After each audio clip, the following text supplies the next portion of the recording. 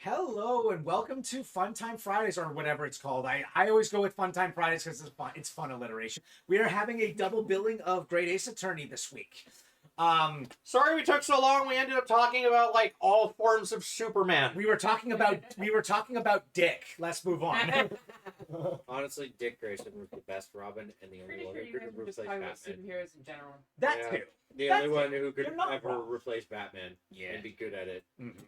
Aside Yeah, here's the problem with that. from Terry. Here's the problem with that.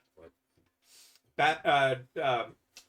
Bruce never wanted Dick to be Batman. He never wanted any of them to be Batman. Problem is, Gotham couldn't survive without a Batman. So Actually, he does want one of them to be Batman.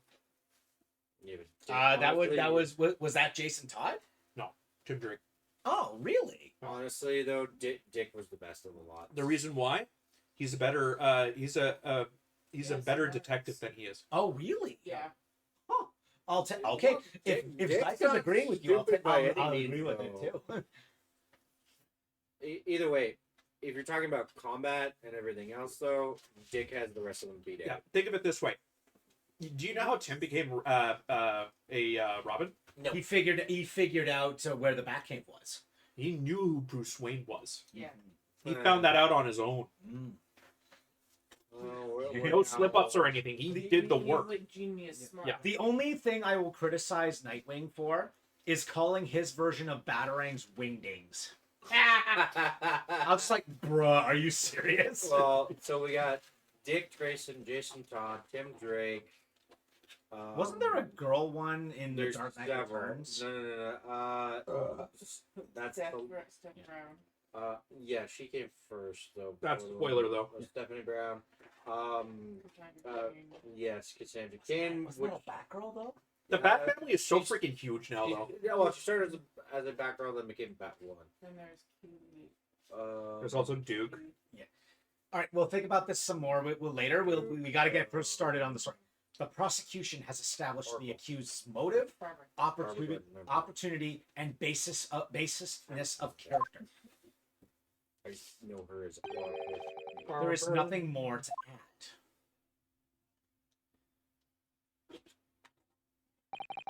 Ladies and gentlemen of the jury, I await your informed decisions and rest my voice. Rabble, rabble, rabble, rabble, rabble. I don't believe it. I had the jury on my side for once, for all of 5 minutes. Don't be nasty. Oh, not you, but Oh, you dear. and It Z. wasn't even for 5 minutes, Rugo. My lord, wonder if I might say something at this point. Oh no. Proceed, Mr. Foreman. Here it goes. Been stumbling about in a bit of a fog up till now, in truth be told, but all of a sudden, the answer's bloody obvious to me and my men. There's only one thing off for it. Oh no. Oh no. Very well, the court will hear from the jury. Ladies and gentlemen, you will present your leanings as to the defense's culpability. Let me just say there might be an act involved in this. Guilty. Guilty. Guilty. Guilty. Don't gotta read it because they're saying it. Guilty. I am not very secret Russian.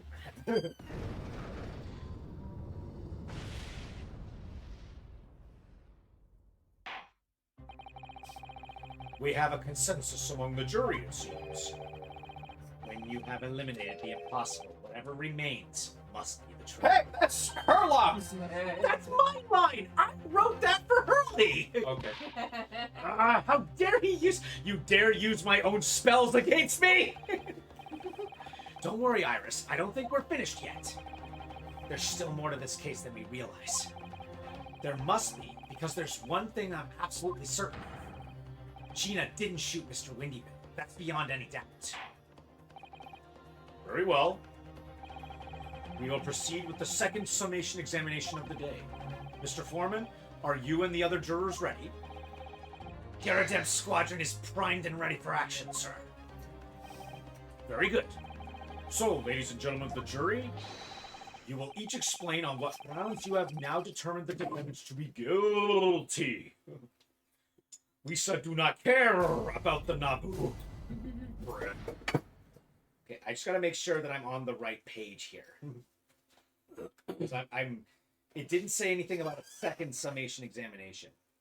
So yeah, when I say Superman Prime is aware he's in a comic, whenever another superhero shows up and they work together for something, he's like, "Hey, it's a crossover team up. Let's go!" Yay!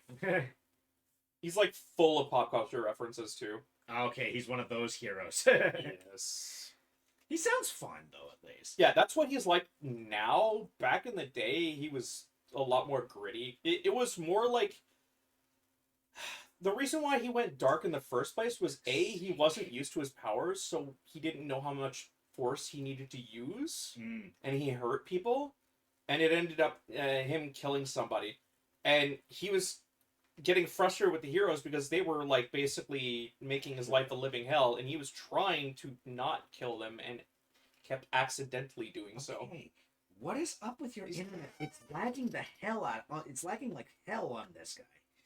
Weird. Yeah, the internet's been weird for a couple of days. I hope it's not too bad. I'm gonna have to reload the page. This is actually getting ridiculous now. Maybe I'll let it load while we do this. Yeah, The maybe- Jurors' contentions. I have the right segment. So, once a rogue, always a rogue, I say. Different breed to us law-abiding citizens. I'll do voices again now. As only 2 bullets were found at the scene, I would say that the whole case is done and dusted. You don't need a stereoscope to see the truth here. Every which way you look at it, it was that pickpocket. I never imagined that a simple operation could cause me such grief. I think we're talking about two different things there, Doc. Yeah. The accused attempted a theft on the previous day. I can see I'm in for a busy day ahead. I am ballistics expert. I have seen many shootings. There's nothing I do not know about guns. Okay. Can we just mention that is concerning? All right. So Bruh.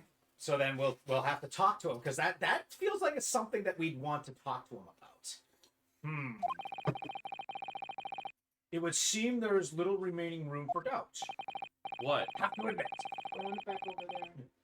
I was rather bowled over by the argument put forward by the chap in black. Just put it beside you.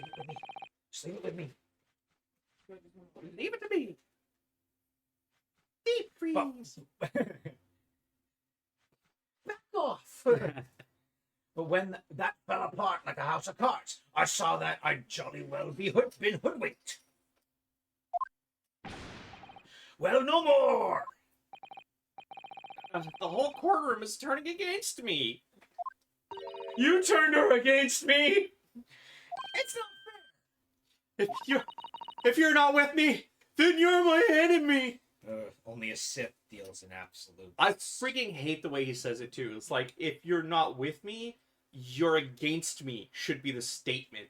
It's so cringe the way he says it. Yeah, well, the writing for Anakin was always cringe back in the prequel movies. Cringe style. Yeah. Okay. This motherfucker is not wanting to charge one of my. Do you have an adapter? No, Maybe- I got it. That's an interesting take on Sandman. What? The multiple personality one? No. Spider-Verse. Or not Spider-Verse. Spider-Noir. Prosecutors Spider being what? Noir. Oh, Spider Noir, yeah. mean. Prosecutors episode being released. mean. Just because Ginny's done some things she shouldn't have done in the past, that doesn't make her a murderer. Allow me to savor this fruity vintage while I savor the spectacle of your fruitless debate on I just realized he has 2 scythes on the front of his bottle. hence why he's called the Reaper Yeah. of the Bailey. Here's to the truth coming out eventually.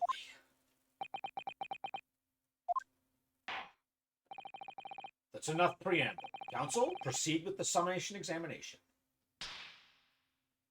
Ooh.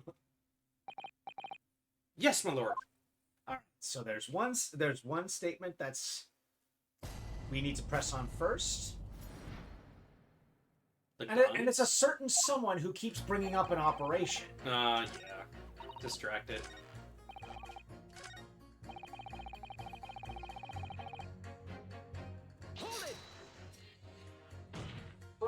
Mute your phone!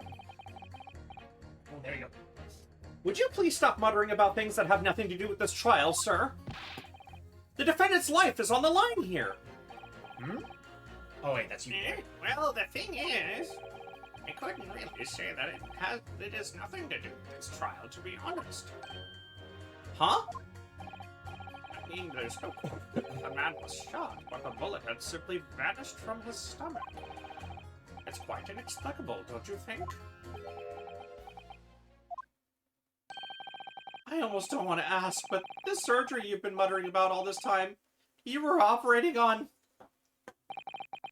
What was the fellow's name by now? Hairlich? No, Hairlock? No, Hairlock? I think it's supposed to be hair lick. No, Locke. No. Lick, the Yeah. first one. I did say that, didn't I? You said lich. Oh, Yeah. Hair, sorry, I meant lick. hair lick, hair lock. It's a whatever. It's same sort of thing. Yeah, because it would be lich if it was a T in front. Herlock Sholmes by any chance? That's the one. Good lord! Yeah, that's the one. It was that Hairlock fellow. What? You're the surgeon that operated on Mr. Sholmes? Why are you a jury member right now? That's right, using the very latest anesthesia techniques, I might add. It was a fairly major op, I can tell you. This is crazy! Let me see, the fellow was brought in not long after midnight, if I remember correctly. They said he'd been shot by some criminal or other, so I opened him up like a shot. But the funny thing is, I went over his insides with a fine-tooth comb and I couldn't find the bullet anywhere. So I'm afraid I had to throw up my hands and just stitch the fellow back up again. I hate to state the obvious, but Yes? surely that's because the bullet is still at the scene of the shooting! We already know where it is. Yeah. Counsel for the defense is correct. As is clearly shown in this photographic print, the bullet The bullet that's the Skulkin brothers fired at Mr. Sholmes hit him in the stomach region. I'm sorry, I almost gave the judge credit. Yeah. Then exited his body and lodged into the shop wall where the calendar was hanging by the door. In this judge's defense, he's not as much of a bumblefuck Yeah. as the other one is. I'm actually surprised it kept its shape. That means that it shouldn't have done too much damage to Herlock Sholmes. Yeah, if it went clean through him. Yeah. I mean, still getting shot like that is still sucks. Yeah, but like older bullets were just like literally lumps of metal. So it also depends on where he actually got hit. I think he was hit in the shoulder. No, it's saying he was hit in the midsection. Okay. Yeah. Uh-huh. I think you'll find it's really quite simple if you just consider the possible three-dimensionality. Then again, it also makes sense that why it's such in good shape. If it came from a high caliber weapon like this one, And shot at a close range. yeah, it would, like, high caliber rounds like that are from revolvers, like magnums, they would go straight through. Yeah, but you have to keep in mind this is still ye olde times, so they might not have had jackets for the bullets. They might still just be like solid lumps of metal. Yeah. Who do you think I am, son? Well, juror number 4 is about the best I can do. Motherfucker. As soon as I saw the wound to the man's stomach, I flipped him over. Like a pancake? Are you saying you checked his back? Wait, there's no exit wound. Of course I did, and there wasn't a trace of injury. No sign that the bullet had left the body at all. Interesting. What? That's the point! The only logical conclusion was that the bullet was still somewhere in the man's innards. Which is exactly why I set about slicing him up. And I'm still none the wiser, even now. How many times do I have to say it? Can somebody please explain how it happened? Can somebody please solve the mystery? It's almost as much of a mystery as how this jury was put together. Oh, so what you're saying is you're looking for a ballistics expert. Yeah.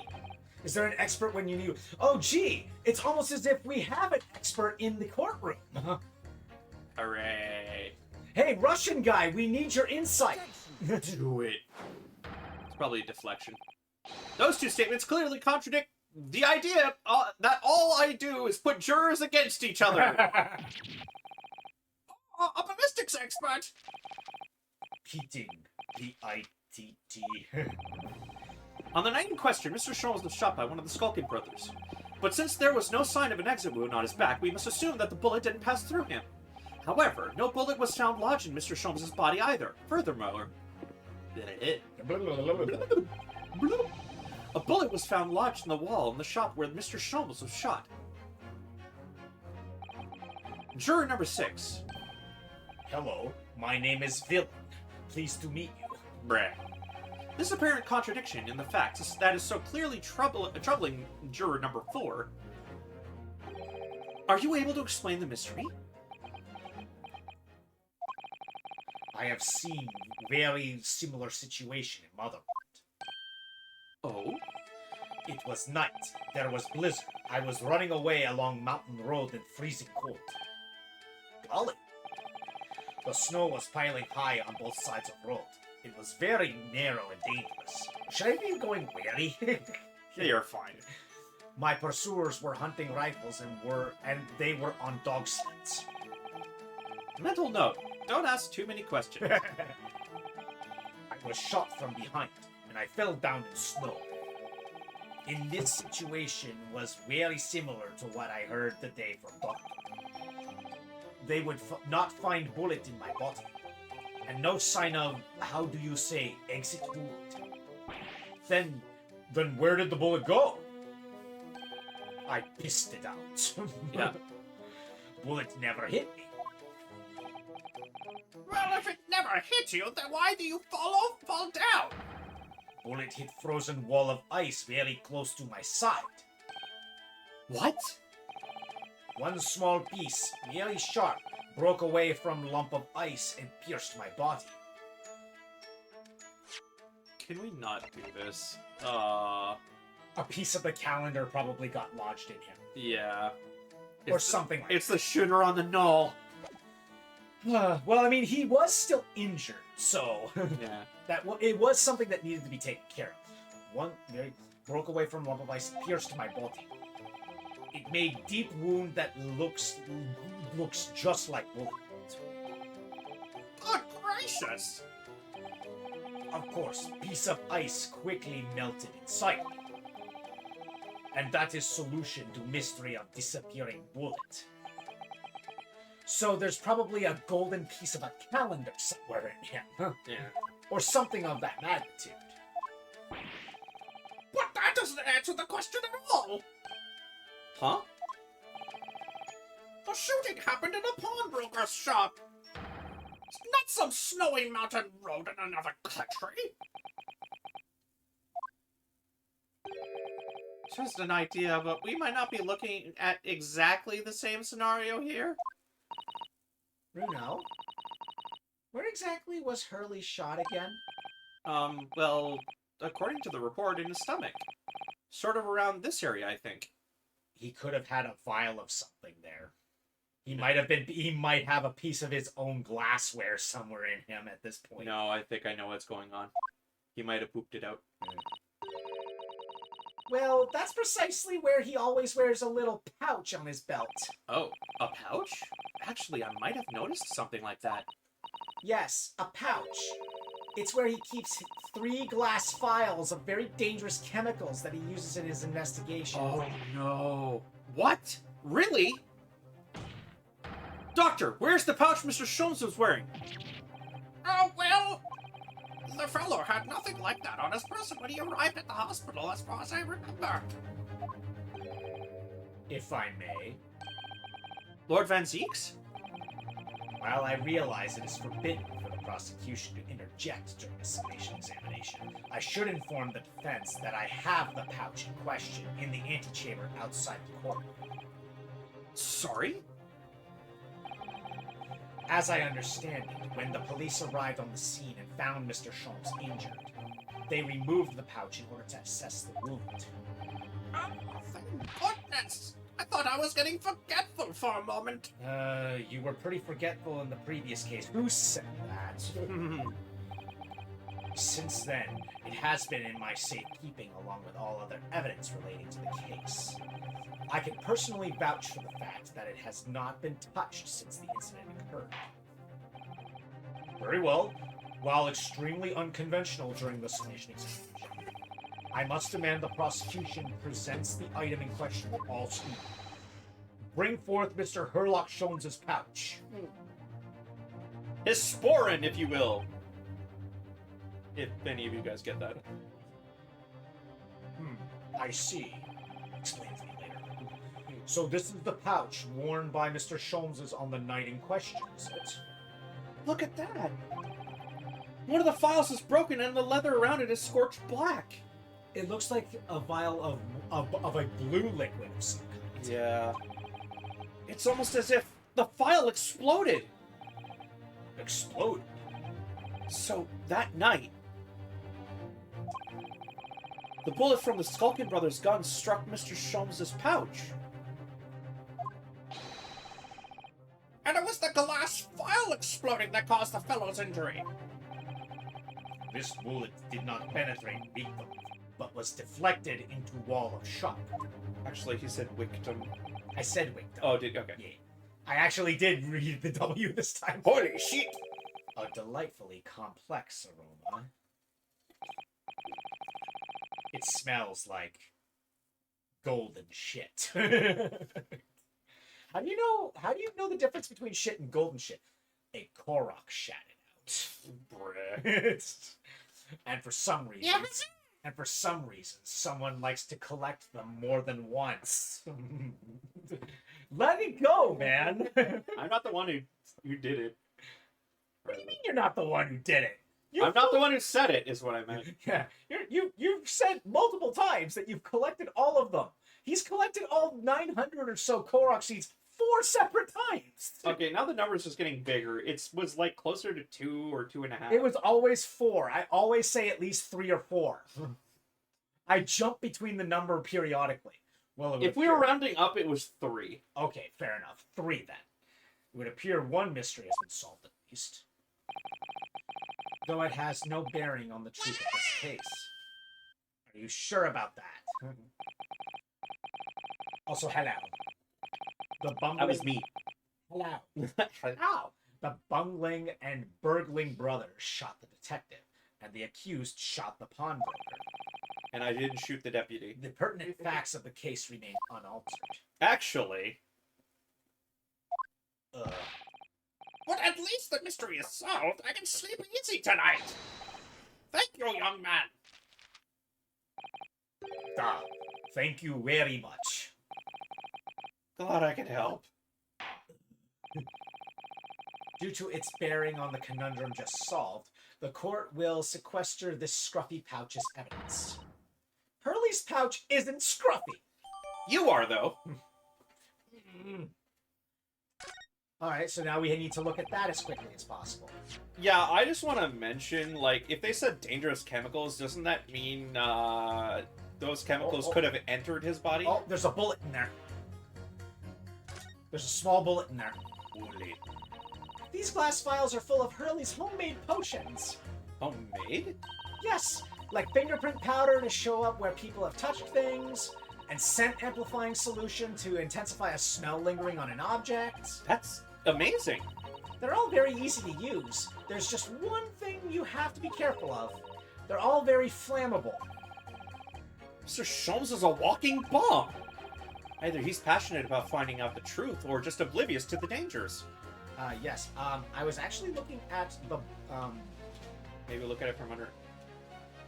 No, you're not going to see it that way. Oh look, there's a hole in there at the back. It doesn't look much like a bullet hole, but clearly something's ripped through the leather with great force. something must have pierced it somehow to have left this hole behind. Yes, it looks that way. Mr. Sholmes and his pouch took a beating, didn't they? Well, it's good to point out anyways. Just for... Right here, probably. Yeah. It's really scorched badly just here. Oh, the strap is broken. Look! That must be where the bullet hit them. Let me see. There it is. What the? Iris, look! Behind where the broken file was, do you see it? Huh? That's the Skulkin Brothers' bullet. What a stroke of luck that it hit his pouch. This is an amazing discovery. What this means is there were 3 bullets fired at Windy Banks that night. We found exactly what that juror was talking about. The third bullet. It's time to press the juror again, I think. Well, I didn't actually press that juror right away, but... Yeah. So a sporran is that pouch you'll see in front of a kilt. Now, the summation examination. It would appear the defense is somewhat struggling to alter opinion. Please, my lord. A little more time. After all, that's a new piece of evidence. It could be a valuable clue, and you can't afford to overlook anything here, Ryunosuke. There's still a way to turn this around. Somehow. I'm sure of it. Okay. So now we go back to you. Now, just to be clear, yeah, it was 10. Okay, so... Hold it! It's the number of bullets that has you convinced? Only 2 bullets were fired, and the 2 guns that fired them have been examined by the police. When the parlor maid asks me how many are invited for dinner, I always tell her to count the table settings. Well, that's logical, I suppose. Although, Yes? sometimes after dining, crockery goes missing. 1 or 2 guests rather like the fine china. Does your employer dine with thieves? So I suppose, if there was another bullet somewhere of which we were unaware, I'd have to reconsider my position. A third bullet somewhere on the scene? Could that be possible? I can prove it! It's a good thing I didn't press you right away. Yes. Allow me to show you then the third bullet! The third bullet! The third spells! Haha, the third bullet! See, he even said it. Here it is! We discovered it just now. I must have just hit it fast. Yeah. See, look, it's even labeled the third bullet. Yeah. What the fuck? Yes, on the night in question in Windy Banks pawnbrokery, another bullet was fired. What is this new trickery, you Nipponese conjurer? Where did you find that bullet? In the pouch you so graciously gave me. It was lodged inside Mr. Sholmes' pouch. What? This pouch was removed from around Mr. Sholmes' waist before he was taken to hospital. And since then, it has been touched by no one. Surprisingly, it wasn't touched by no one. You'd think the prosecution would want to look at that. Yeah, man. That's a ball dropped on his behalf. Do you mean to say that shot fired by the Skulkin brothers that night? Yes, as your lordship has surmised, it hit this pouch. But that makes no sense whatsoever. We already know the whereabouts of the bullet fired by Mr. Sholmes. It's clearly visible in this photographic print. Oh, 2 guns from the scene have already been submitted into the court record as evidence. yes. That of Mr. Windybank and that belonging to the Skulkin brothers. An examination of both guns revealed that only a single bullet had been fired from each. Ow! But that must mean... That's right. We now know that in the night in question, 3 bullets were fired, And and a third gun is involved. there was a third gun involved, which means there must have been someone else there. Yep. However, only 2 bullets were fired from the guns recovered from the crime scene. And until that incontrovertible inconsistency is somehow explained, we cannot and must not pass judgment. Arg, that bullet went straight into my heart. Shot through the heart! And you're too late. I was shot through the heart and I was to blame. Order, order, order! While this summation examination remains incomplete, the court has been presented with new facts. Facts that would appear to shake the very foundations upon which the case against the defendant has been built. As is my prerogative, I did say it. Pierogies. Pierogies. In this situation, I hereby temporarily suspend the summation examination. By Jupiter! What? Bailiff, bring the witness back to the stand at once. That's a first. Mm-hmm. I mean, the judge... See what I mean by when I say the judge actually is somewhat competent? No, I mean the fact that he has the judicial power to literally go, yeah, no, all of your opinions about him being guilty are now wrong. We're moving on with another... It's because there's new facts present themselves. Even though you literally ruled him guilty, we cannot go ahead and render that verdict. Yeah, this is something that's super important that they need to address. Yeah. Because they need an explanation now. Yep. Witnesses. Governor! Were you listening to proceedings while the defense carried out the summation examination? We was, Governor, we was. Perhaps we can dispense with the tedious preamble. Simply answer this one question. The third bullet has been identified at the scene of the crime. What do you make of that? Make of it go? I done make nothing of nothing of... Uh-huh. I don't make nothing of nothing, I can help it. Oh, hey, double negatives. Is it one of yours? God blimey, not a chance. In that case, did you have an accomplice? What? What? Never! The Skulkin brothers work alone! It's just the two of us! That's our trademark! You know, except for Wario. How soon we forget poor Sulky. The third brother they keep talking about. Yeah. Only 2 of the bullets from the crime scene originated from the firearms we have in evidence. The third bullet was fired from another gun. Where is it? Lummy, that's an head scratcher. The fact that you guys are stressing about it means you know. Counsel for the defense. Yes? I should like to hear your thoughts regarding these new developments. The third bullet, and the mysterious missing firearm from whence it came. Thinking back over all the testimony we've heard and all the evidence we've seen, I think I'm starting to form a picture. A picture of what really happened that night. My lord, I think it's clear that this third bullet tells us about the Skulkin brothers. They And had a secret accomplice, they had another gun. There's Yeah, it's nothing to do with that. I'm guessing they had another gun? Because we don't have any proof about a secret accomplice, but there has to have been another gun because the 2 guns that we recovered have only fired 1 bullet each. Yeah. So it has to be another gun. It says here, choose any of them. What? It says here, choose any of them.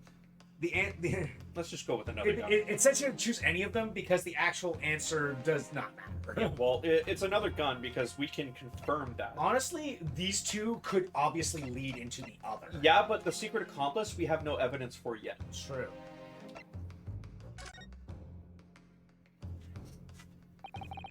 On that night at Windybank's pawnbrokery, the brothers must have been in possession of another gun. We know that only 1 bullet was fired from each of the 2 firearms already in the court record. The logical conclusion, therefore, is that the brothers were working with an accomplice. An accomplice who was carrying a gun. Exactly. And then in the other explanation, it would have been there was another accomplice, and this accomplice was wielding a third gun. Yeah. So both of them are correct. So both of them would have led into the other eventually. I just realized, if you look carefully, he actually has a saber on him too. Yep. Well, I mean, he's probably a soldier of some kind. Yeah. A soldier of fortune. Exactly. An accomplice, you say? Pigs will. Pigs will do what? Pigs will do what? These protracted proceedings have already forced us to endure 2 summation examinations. I think it's less pigs will, it's more pigs swill. Because swill is, yes. Yeah. Yet in all that time, there has been not a murmur of a third man. If this apparently wraith-like being exists... Nice. The court must be shown hard evidence. Without it, this fantasy will be crushed. Ah! You could say it'll be your final fantasy. No! The prosecution demands answers on 2 counts. Firstly, proof, evidence that this accomplice was ever at the scene of the crime. And secondly, the identity of this spurious spurious? Spurious. That is a word. I know what it is. The Spokans are lying. I know that. But how can I ascertain the identity of the person they're hiding? Well, counsel, I'm supposed to prove the existence of this accomplice and reveal the person's identity, even. In response to the prosecution's demands, my lord, the defense is ready to present evidence. ready to present answers. Answers, evidence, answers. They will lead. Yeah. The defense is ready. I believe I can provide all the answers the prosecution demands. So, my Nipponese friend, despite the swimming eyes, you seem to think you have something to say. This promises to be interesting. Spurious describes something that is false, fake, or not genuine. It often refers to claims, arguments, or documents that appear legitimate on the surface, Exactly that. but are based upon faulty reasoning or intentional deception. It's actually really good. It literally, when it goes into play, you can put it at the front, as an attacker, Yeah. and takes all of the energy from all of the active Pokemon onto itself. Yeah. And its attack does 20 damage per energy attached to it. Yeah. It's crazy. Anyway, I have to push forward now. There's no other option. I need to use every single piece of evidence available to me if it will make a difference. I'm doing this because this is... In that case, counsel, I would ask you to present the evidence without delay. On the night in question, in the moments leading up to the death of the victim, what proof have you that there was a third intruder at the scene? It's the blood samples. proof. Yes, yep. Because If green is not Sholmes, we've just established that the bullet didn't leave him, so there wouldn't have been an exit wound on his exactly. back. So if that blood is somebody's, it's not Mr. Sholmes. It's not Sholmes's. But then we have to ask, when was it left there? Yeah. Take that! The evidence is right here in this portfolio. By Jove, that portfolio again, is it? Do you expect the court to rifle through your papers itself? Be more specific. You claim one of these blood samples proves the presence of a third intruder. Well, which one is it? This one. Green. Take that! This one. What am I looking at here? There appears to be some green paint or such like around the bullet hole in the middle of the calendar. That's bloodstain, my lord. That's a bloodstain, my lord. A bloodstain? Yeah, it's a really good game. Yeah. I highly recommend, one of you guys playing it. Green blood? Curious, even for you. Are you one of those predators I keep hearing about? No, we just slaughtered a green ham. You killed the green eggs and ham? How could you? We wanted green eggs and ham. Well, I didn't want them sent, I am. I'm sorry. I had to. Sussing it up.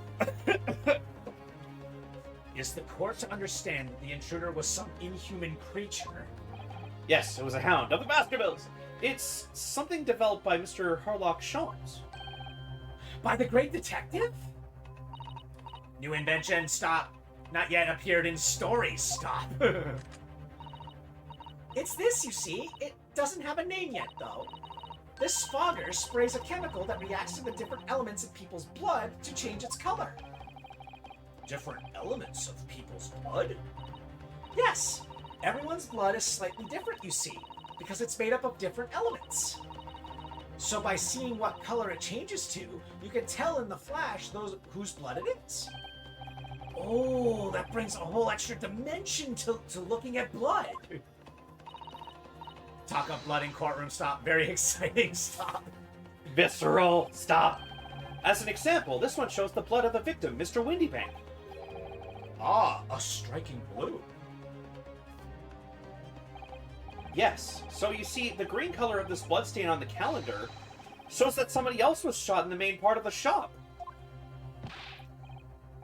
Now hold fire there, young man. Could be from some unrelated incident, couldn't it? No, it's not unrelated. The date showing on the calendar is the date on which Mr. Windybank was killed. By golly! Therefore, we can assume that whoever was shot on the same day, because Mr. Windybank is very prompt on pulling it off the midnight that the day rolls over. Then whose blood is it?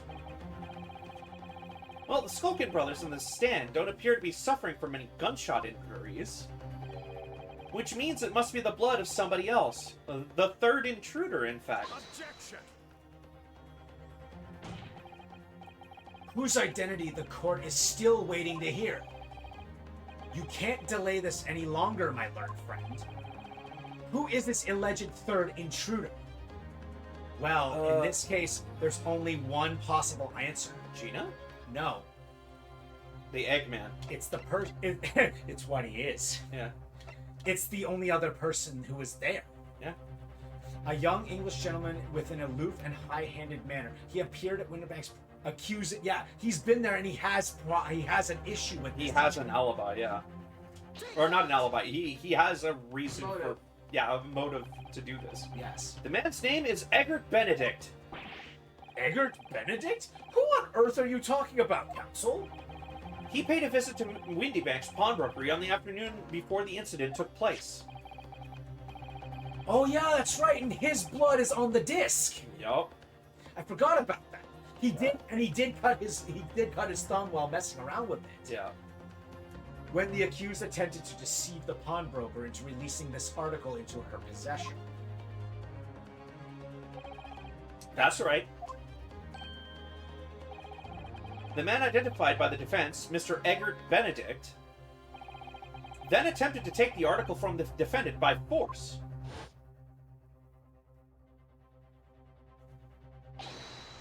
Broker? Yes, sir? Yes, sir? I believe this filthy pocket thief has just redeemed an article from you, no? Yes, the article in question belongs to me. I demand for it to be returned at once. Now that's a lie! What are you trying to pull? Give me back my overcoat, you wastrel. And needless to say, any music box discs too. I am prepared to dance for it. Dance, magic, dance! No, dance, water, dance! Inspector Gregson was there at the time and can attest to what happened. In the end, it was the inspector himself who took the disc. Can you corroborate this account, Inspector? Josh? Josh, do you want to read or do you want me to do it? He's not going to be speaking very often. Yes, my lord. That's more or less what happened. He's still going. And in the interest of being thorough, I asked Windybank for a print show on the fella. Taken from one of his red-handed recorder gubbinses. Yes, that's him talking to Mr. Windybank that morning. And you claim this man is the brother's accomplice? Well, Mr. and Mr. Skulkin? Well, Mr. and Mr. Never seen the geezer before in me life. Bullshit. On me life, dog, on me life. Never seen him. Calling Well- it now, it's their older brother. It's the sulky that they keep talking about. Yeah. Well, somewhat unsurprisingly, it appears our witnesses disagree with the assertion. I'm sure your lordship recalls my learned Nibonese friend's actual assertion, which was that he could prove the identity of the alleged accomplice. Yes, and I can. Then show us the evidence! I agree. We must see the proof that the clean-cut gentleman in the photograph is the filthy criminal you say he is. Well, the evidence isn't here. We need him to do it. Well, we do, actually. So the last piece about it, it's just a disc with the blood on it? Pretty much. I've had a feeling that's something that has been missing in this trial from the very start. But now, I'm gonna drag it kicking and screaming into the courtroom. That is what we call abuse, Mr. Naruhodo. Please don't do that. Too bad! Are you ready to present your answer to the court then, counsel? Yes, my lord. The defense will present the evidence now. Proof that the man pictured in this photographic print was in fact the person struck by the third bullet. Take that! God. Here it is! This is the irrefutable evidence! But I fail to see the connection. I'm sorry, Counsel, but I fail to see the connection. Oh, Was that wrong? It said that was what it was, though. I think you need to present the disc itself. Oh, maybe I jumped the gun here. Yeah, go with the disc first. Maybe, yeah. Oh, okay, yeah. Then you could present the bloodstain. Okay, so the walkthrough has them in the wrong order. Root walkthrough. In fact, he has just shot himself in the foot. Something almost with the shotgun! You pressed the wrong button! Okay, so then it's the disc itself, then, I guess.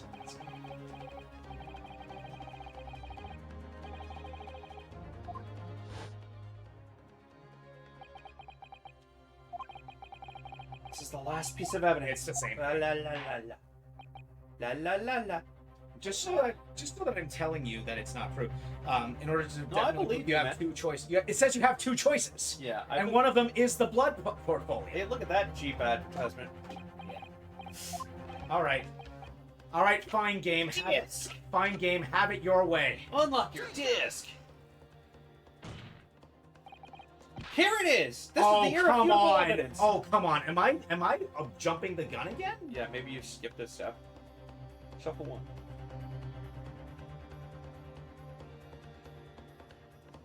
Oh, wait a second. What did we do wrong? I don't have it yet. But But I thought I did. I thought. Oh No, you did it, and then you didn't save it. We didn't. We did it yesterday. Yeah, That's what it was. yeah. Okay. We didn't save it. I Okay. forgot about that. That's why it got messed up. Alright, let's do it. This All right. Fine. Yeah, that was on me. Yeah. We had forgotten that after the stream we sprayed some of the stuff on it, but we never saved it. Yeah. And so we just lost 2 points for no reason. Whoops. We are right, but the game is. But we missed a step. Yeah. Mistakes happen. So you should reload So the guess tape what? We before- are right. The game is just being a pissant. So you have to redo everything? No. No. No. Order of operations. Yeah. Yes, my lord. Look at that Whoops. blood. Whoops. I overshot it. Yippee! Whoops. Yippee. Okay, we're just skipping this. We did this before. This is blood, and now we're gonna. This is blood. Blood. Bloody, blood.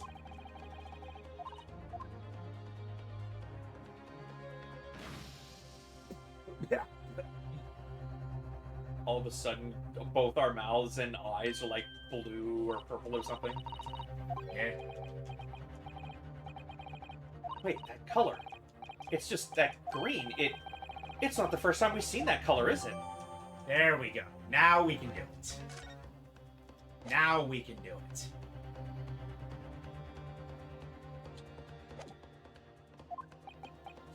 Okay. Hi-ya. That proof is right here, in this portfolio. Good gracious, Counsel. Does that portfolio contain the answers to every question posed? Yes! The answers to everything. Which I- is 42, by the way. I have my suspicions. I see you share my interest in clarets? Colored liquids, my Nepalese friend. But enough. The court demands to see further evidence. Which blood sample proves the man you identified was the one shot by the third bullet on the scene? I mean, we were gonna give you that. I don't know why you're making it It's so this difficult. Take that! Hi-ya. Music stop. That means we're successful. As I mentioned before, on the afternoon of the day in question, the defendant attempted, deceitfully, admittedly, to reclaim this disc from Windybanks. I keep wanting to start with Mr. Windybanks. It's you get the same point across. Yeah. Which is when the aforementioned Eggert Benedict appeared on the scene, I believe. This man then attempted to purloin the article from the defendant's possession, no? All right, great. Now I just imagine him with as a trainer with a purloin. That's correct, my lord. I myself was present at the time. I was following this, and that It was following this that a minor incident occurred. Sorry, I had to stop for a second because it was like this, that, what? But of course, sir. Here is the disc for you. Very well. Then I shall bid you farewell. Say goodbye to style. Wait a minute, that disc is mine. What do you think you're doing, you little tramp? You've drawn blood, you filthy animal. Through the glove, I might add. Yeah, well, I mean, the teeth on a disc like that are not exactly... they have to be sharp to pick up the needles that are reading it. Yeah, but it looks like those were leather gloves. Usually leather gloves are pretty tough. I want to say they were fabric. Maybe. You might... Felt. Yeah, that. Felts are silk. Yeah. Being a music box disc, it has countless small but sharp metal protrusions over its surface. It can even be used to make julienne fries. Will not break. It broke. Oh, look. Deep sea This is the famous Dead Sea Tupperware. Yes. Still good. Still fresh. Those protrusions caused Mr. Benedict's figure to bleed. And the resulting smear of blood is still visible on the disc now. Goodness, a bloodstain, is it? My assistant and I have just analyzed the bloodstain here in this very courtroom. Using my trusty fogger gun. Yes. And we added the results to this portfolio. I say! It's green. It's exactly the same color as the blood around the calendar.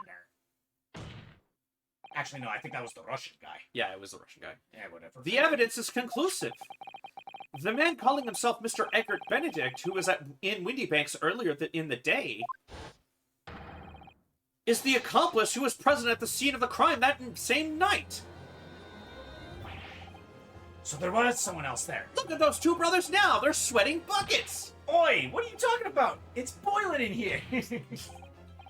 My lord, it is the opinion of the defense that Mr. Egbert Benedict should be summoned to the courtroom to testify. It would certainly seem that we can ill afford to ignore this gentleman's apparent presence. This has gone on long enough now. This flagrant ignorance of the mechanics of law. Parallax Sholmes, you say? Yes, I've heard the name. The protagonist in the series of short stories from the vulgar classes. For the vulgar classes. A god of detection or some such. And now you employ chemical substances devised by this fantastical persona in the highest court of the land. Do you expect us to take you seriously? The samples made by this plaything are not fit to be called evidence. I mean, I have to agree because there's only a limited amount of colors. So the bloodstain turned a shade of green. What of it? Here's to you successfully proving that no other blood in the world would turn the same color. Well...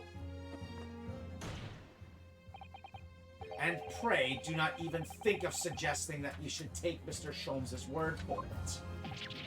I mean, he does have a point. Is he right? Is Mr. Sholmes' concoction a load of rubbish? I don't know. I mean, he is a great detective. What are you talking about? You can't let him get away with that. I knew it would come to this.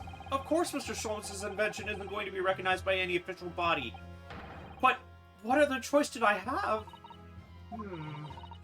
I'm just remembering what Father Christmas over there said before. You talking about the judge? Yeah. About how he was temporarily suspending the summation examination? So what you're saying is he technically doesn't get a say in the matter. Oh. In other words, the examination isn't over yet, is it? Good grief. What did you just say, young girl? And in a summation examination, the decision as to whether or not the trial continues is in the hands of the 6 jurors, isn't it? So the way I see it, it doesn't matter what certain other people think of Hurley's invention. At least, not for now. Yes, she's right. Young lady, you have quite the devious mind. It really just comes down to one thing. Whether these ladies and gentlemen of the jury are convinced by what you say, Runa. Is that about right, what you say? Or did I misunderstand something? Unbelievable! Mr. Sholmes' partner is a force to be reckoned with. I dare say she might even be smarter than him. Smarter than the average bear. Yee. Iris Wilson, sharpshooter. Please don't shoot anyone with that. Always have a plan to kill everyone you meet. Always have a plan B. After that shrewd priest presses Yeah, presses. of the situation from an entirely unexpected source, even though we should have expected it by this point, it must be acknowledged that the previous summation examination has yet to reach its conclusion. This is absurd. Ladies and gentlemen of the jury, the court now looks to you for your final leanings in this matter. As proud citizens of Her Majesty's Britain, I'm sure you will come to fair and just conclusions. So then, state your final decisions in turn, please. Not guilty. Not guilty. Not guilty. Guilty. Guilty. Not guilty. Just barely.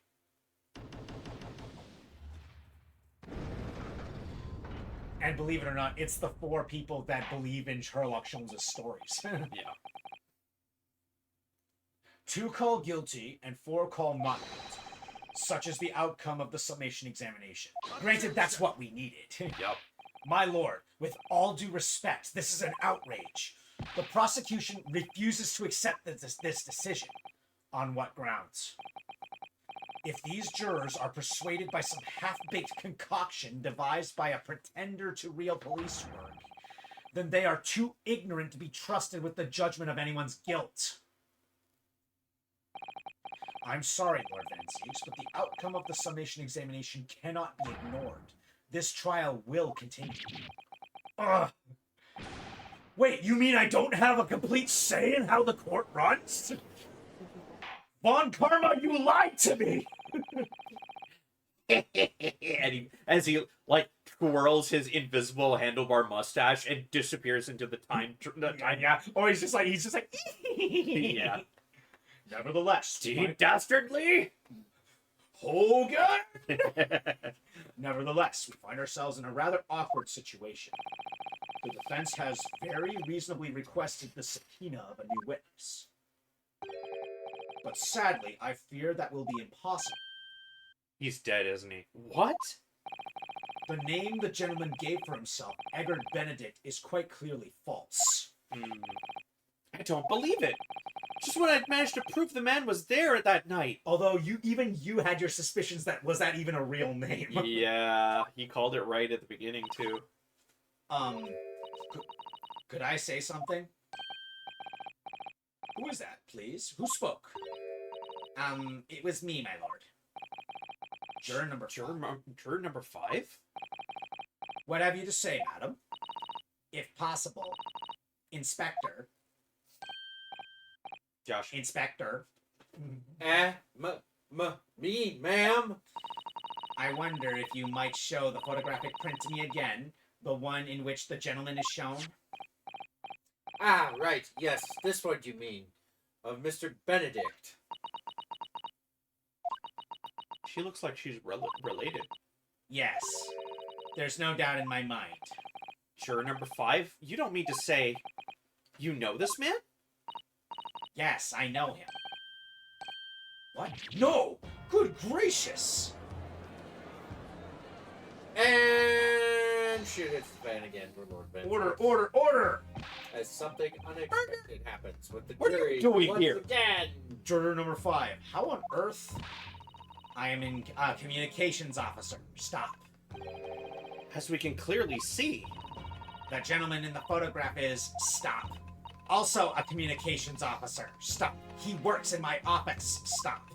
Just look at her eyes, by the way. Yeah. I just noticed something. Sparkle. A very talented operator, in fact. Stop.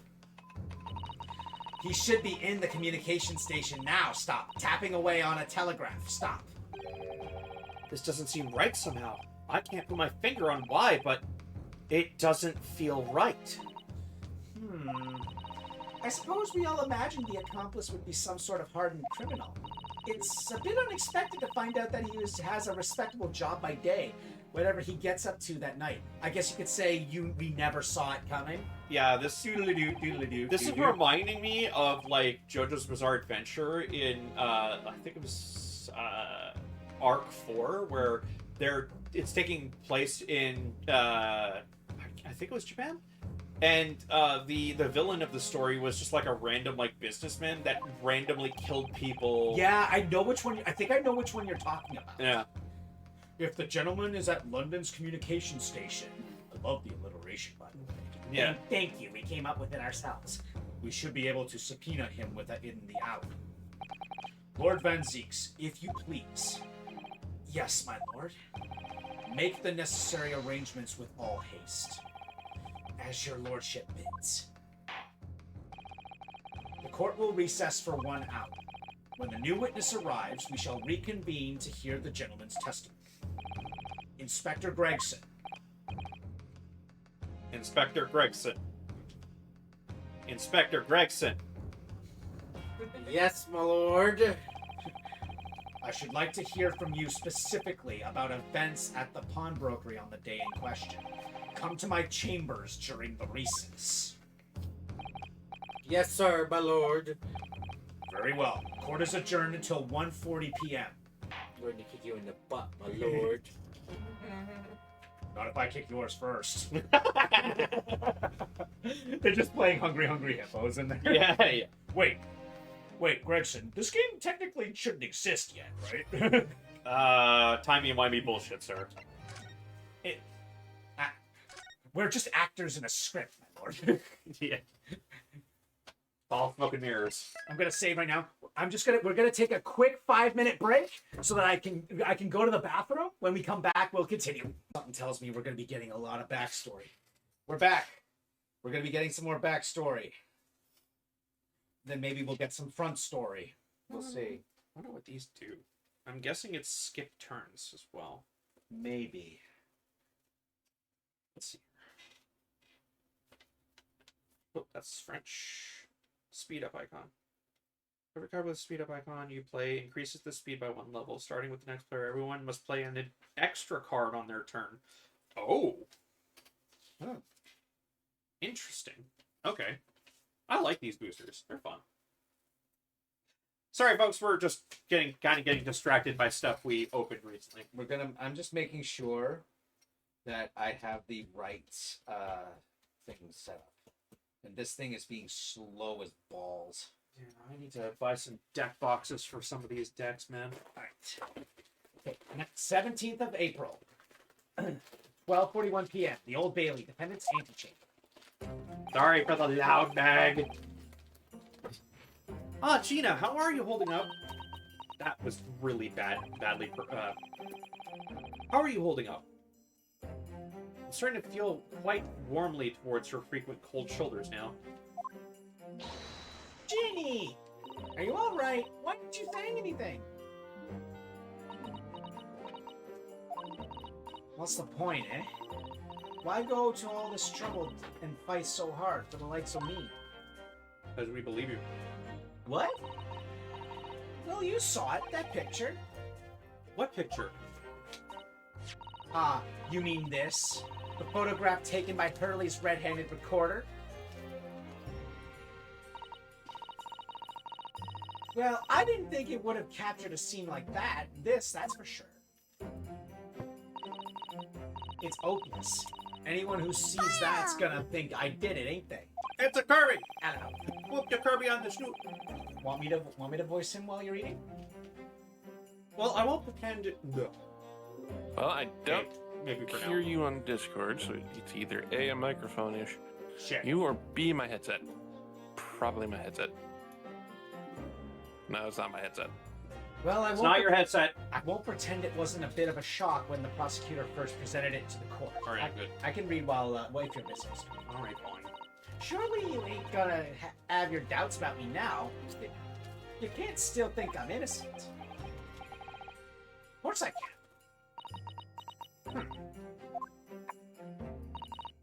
Ginny, why don't you talk to us? Tell us what really happened that night. Bruno's cleverly managed to piece together a lot of new information, but still, we'd really like to hear it from you. Alright then. It was after we had that dinner together at your place, right, Iris? Then we all had a chat up in your office, didn't we? Yes, I remember.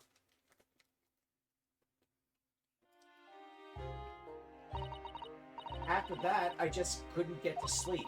So I slipped out and went down the street to the 2-to-1, to Windy Blank's place. I had to know if Iris' story was there or not, the Hound of the Baskervilles.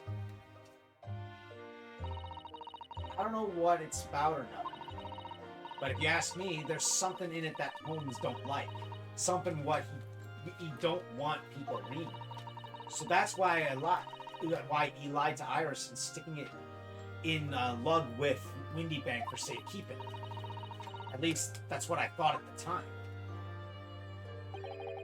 So you broke into Windy Banks? I just had to know if it was there or not.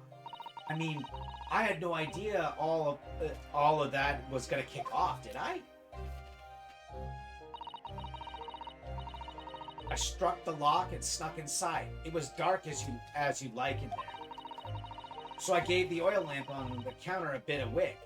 And that's when... What do you think you're doing? Ah! I nearly died, I did. The next thing I knew...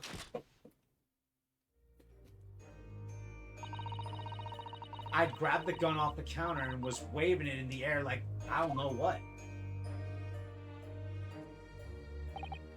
Ah, you're the girl who was in here this afternoon. I didn't think pickpockets went in for armed robbery. The mantle script. Have you got it here? Did Holmes leave a load of papers with you? A story? I beg your pardon? The Hound of the something or other. If it's here, I want to see it. I'm sorry, young lady, but I'd sooner die than relinquish an article belonging to one of my customers. I don't want it. What would I do with it anyway? I just want to see it's here, that's all. Oh, you want to see it, do you? I want to know if Sholmes really pawned it here or not. Please, just let me see it and I'll go. Oh, very well then. But for pity's sake, go. stop waving my gun around, would you? Alright, bye. I just came to say hi. Okay. Hello. Goodbye. So then the old cove unlocked the storeroom door, and we both went inside. And it was there, all right. The mantle script. Holmes weren't lying after me. You did all that just to check for me, Ginny? Anyway, then there was a bit of a kick-up out in the main bit of the shop. The Skulkin brothers arriving on the scene, yes? What was that noise? Someone's breaking in!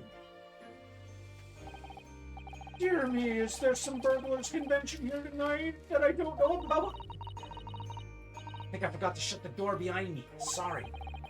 I'd better go and take care of it. Could I possibly have my gun back? Oh. Well, I'll come with you and... Now don't be foolish, young girl. You must stay right here. Don't leave this room under any circumstances. And with that, he took the gun out of my hands and walked back out into the shop. I hung back in the storeroom like he said, straining me ears in the dark to hear what was going on. It sounded like they got into a bit of a scrap. I started to think I should help, see? So I was about to go out of the storeroom myself when... 2 shots were fired. I heard a couple of shots go off. 2, I think. Almost at the same time. And then there was, right at me feet, lying face down on the floor. I was right next to the storeroom door, so I slammed it shut and locked it quick as you like. And then the third one was fired at Schultz. Yeah. Because you thought whoever had shot Mr. Windybank might come for you. Yeah. So I went to grab the old cub's gun. I figured I'd put up a fight at least. But when I got a better look at him, I knew.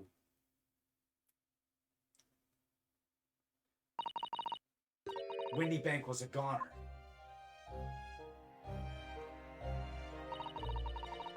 I felt funny in me head all of a sudden, kind of dizzy.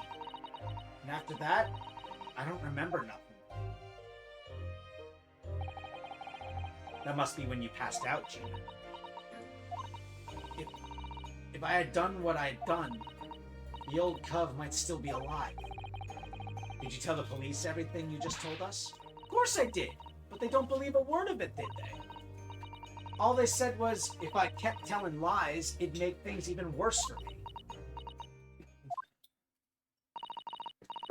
It'll be all right, Ginny. Don't worry. Just stay strong a little longer. I'm good now.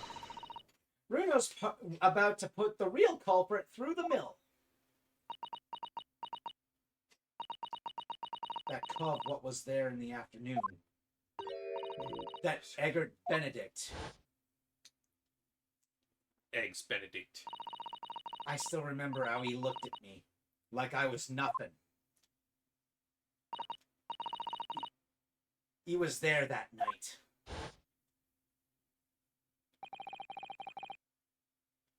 We don't know his real name yet. But I'm convinced that he's involved somehow. Anyway, thank you for telling us what happened, Gina. I appreciate your honesty. You what? You can leave it all in Runo's capable hands now, Ginny.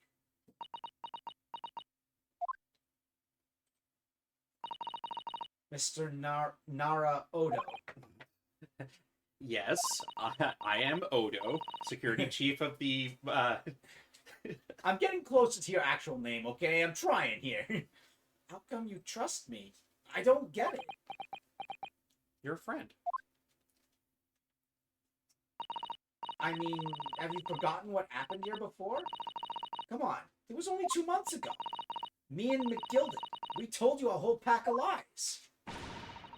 And you got the bog trotter off with him, even though he was a killer.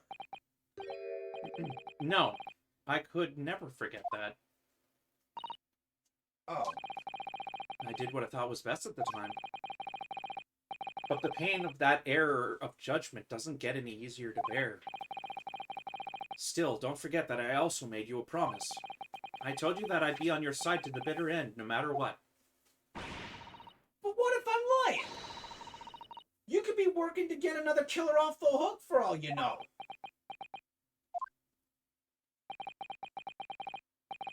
I was once in your position, Gina. I was the accused in a trial. You were? Before I left Japan, I was accused of murder. And strange as it might sound, the circumstances of the crime were pretty damning. I was sure that no one would believe it wasn't me who'd done it. Oh, no. There was one person who stood up for me, who believed in me and was prepared to defend me. My best friend. Ryunosuke, no one believes in you more than I do. Leave this to me. All you need to do is put your faith in me and I'll do the rest. I was so happy I cried. But even then, somewhere inside me, I couldn't help thinking, surely he doesn't really believe in me, not completely. But I was wrong.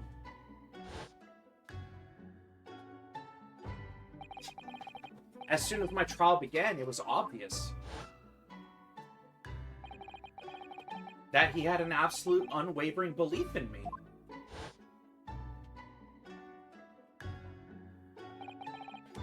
And in turn, I developed an absolute unwavering belief in him.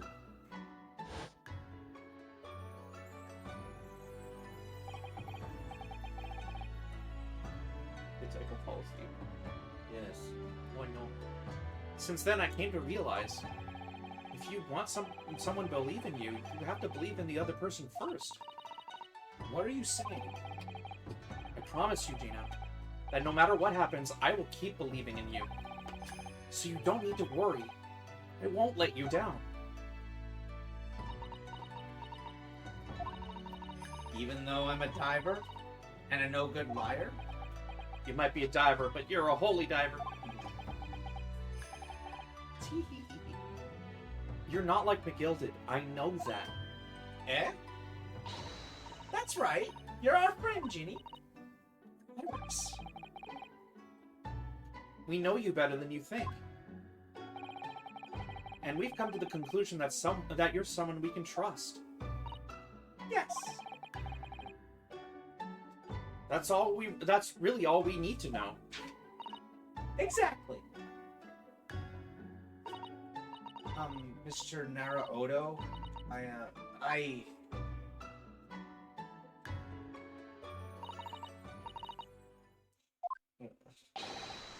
Defendant Gina Lestrade and her legal representative. Court proceedings are about to resume. Please head to the courtroom immediately. Yes, of course. Thank you. It needs to have the inflection right at the very end. Yeah.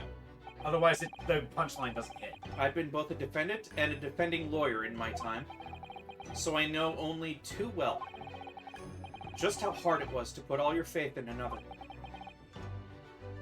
And I also knew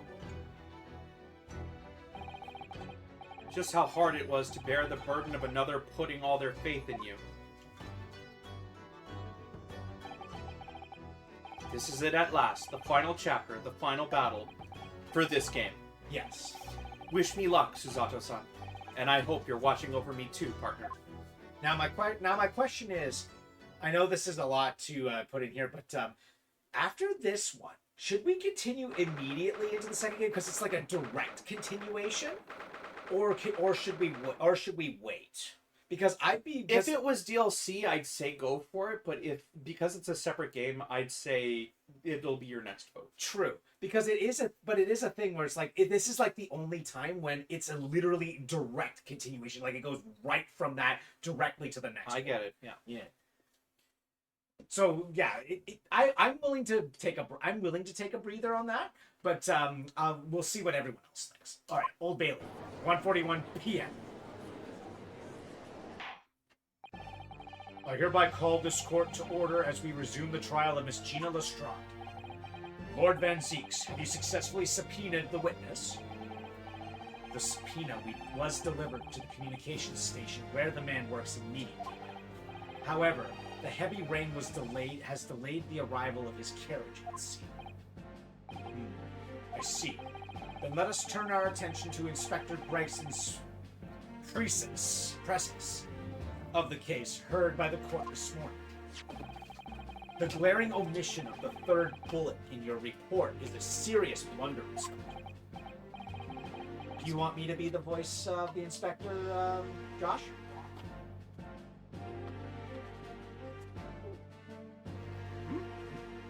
Yes, I can only apologize, my lord.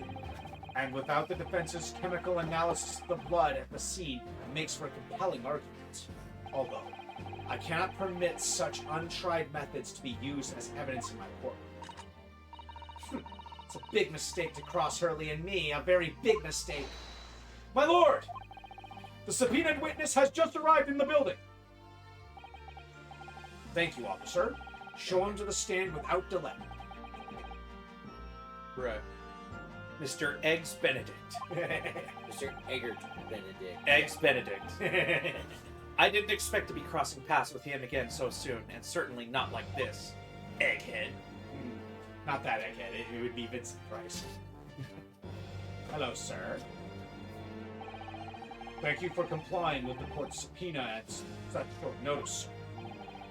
But of course, with an upstanding member of as an upstanding member of London society, it is my pleasure to oblige. Now, kindly state your name and occupation for the record. Ashley Graydon, Communications Officer. Mr. Graydon and I both work at London's Central Communications Station. Now perhaps somebody would kindly explain what all this is about. You were apprised of the situation by the court officer on the way here, I presume. Yes, I was. Something to do with a murder that took place at the pawnbrokers on Baker Street? And some nonsense about me having been there on the night in question? That is the accusation, indeed. This really is beyond a joke. Very well. Without further delay, the court will hear your testimony now, Mr. Graydon. You will respond to the accusation made against you under oath. Gladly, my lord. Gladly. Flamboyant stances! Sir, you shouldn't he so close to the sun. Naturally, I have occasion to make use of pawnbroking services from time to time. But are you seriously suggesting I colluded with these thugs to break into the place on the night of the murder? I have no intention of admitting to such an outrageous accusation. Even if certain parties here present claim that my blood was found at the scene. Some Scaramouche detective's homebrewed tincture can hardly be taken as serious evidence. Tincture? Scaramouche, Scaramouche. She's alive! She's alive! What? So, What do you mean? You fell asleep. so you deny the accusation completely, do you? I must say, I am dismayed. For the highest court in the land to be swayed by this self-professed detective's toy. It was the will of the jury, and our great British justice system demands that the jury's will is upheld. Tincture is a concentrated liquid extract created by soaking herbs, plants, or other organic substances and a solvent, mostly alcohol or vinegar. Then it would seem we have the misfortune of a most inept assembly of jurors today. Solvent extracts and preserves the active components of the material, resulting in a potent liquid that is typically taken orally. How long am I expected to be detained here? If, following the defense's cross-examination, your involvement in this matter has not been established, you will be free to leave immediately. Good. Then I shall be away in time for afternoon tea. Some small consolation, at least. Let us not hold up Mr. Graydon any longer than necessary, counsel. Proceed with the cross-examination. So we meet again, Mr. Eggert Benedict. Ex-Benedict. Or is it Mr. Graydon? My apologies. You are? Ryunosuke Naruhodo, defense lawyer. We have met. If you say so. Ashley Graydon. Enchanté. So.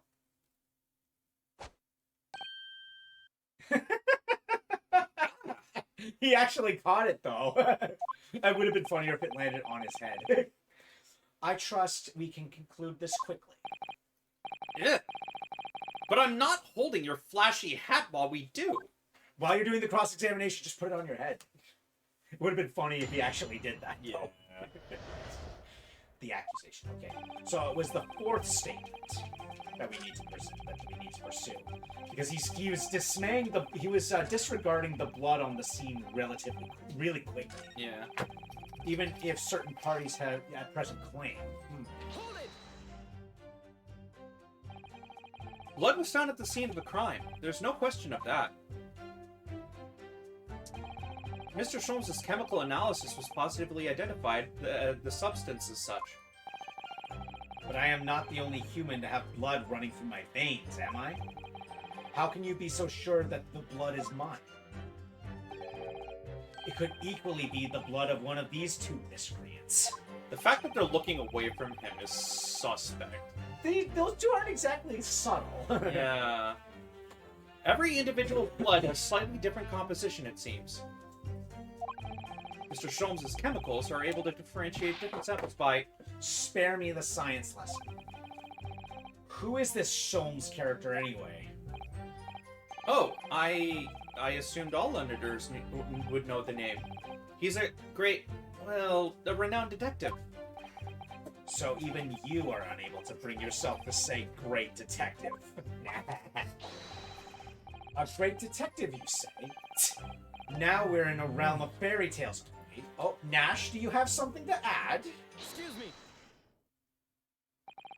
Do you have something to say about that, Mr. Skulkin? What? Me? No, the Mr. Skulkin next to you. Then say Mr. Nash Skulkin. For the love of... Josh. Right, I've had it up to here with this. How many times have I got to tell you? Yes, I know, you're not Big Bruv Sulky. Mr. Nash Skulkin. Why didn't you just do this from before? From the beginning? God blimey, Governor! You what? You fucking what? Jeez. Is it not the case that when Mr. Graydon just spoke, a thought went through your mind? Would you care to share what you thought with the court? Me thoughts? I don't have none of that. It must have been him. You what? Mr. Nash Skulkin, answer the question, please. What went through your mind when Mr. Graydon just spoke? Nothing. Honest God, nothing. I was just thinking, if he waves his arm around, that's much more. It'll open up a wound again. That's all. What wound? Where he took a bullet, of course. It was only 2 days ago. It ain't gotta be healed up yet. So I was, I was worrying about him and, oh, shit. Yeah. Oh, L's bells! You dense motherfucker! Again, I'd like to point out the Skulkin brothers aren't exactly smart. Yeah, I know, I'm still Yeah. point. Mr. Graydon, did you hear that? What? Your comrade is worried about you, it seems. On account of your injured arm. My lord? Yes, Mr. Graydon? I have no idea what these two wretches are talking about.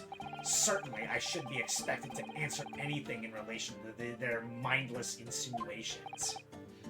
Can I just point out the fact that this guy is about to be discovered in the exact same way that the original villain of the first... Von Karma? Yeah.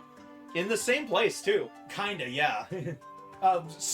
He's holding his left shoulder. Von Karma held his right shoulder. Yes. But similar. Yeah. We know that someone other than the victim was hit by a bullet at the scene of the crime 2 nights ago.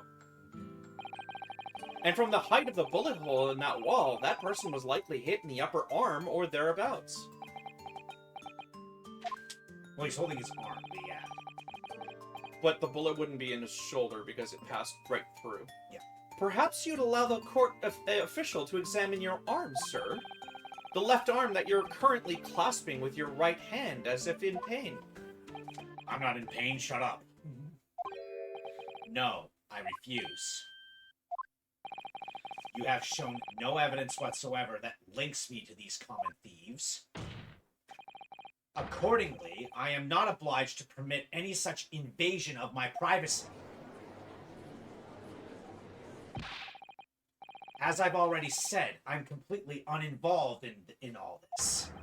I've never had anything to do with the pawnbrokery where this fellow was killed whatsoever. I take offense at the insinuation that I was in any way involved. You claim to have had nothing whatsoever to do with Mr. Windybank's pawnbrokery. My lord, the defense would like to would like that last statement to be added to Mr. Graydon's formal testimony. Very well, counsel. And we throw the disc at him. Continue with your testimony, Mr. Graydon.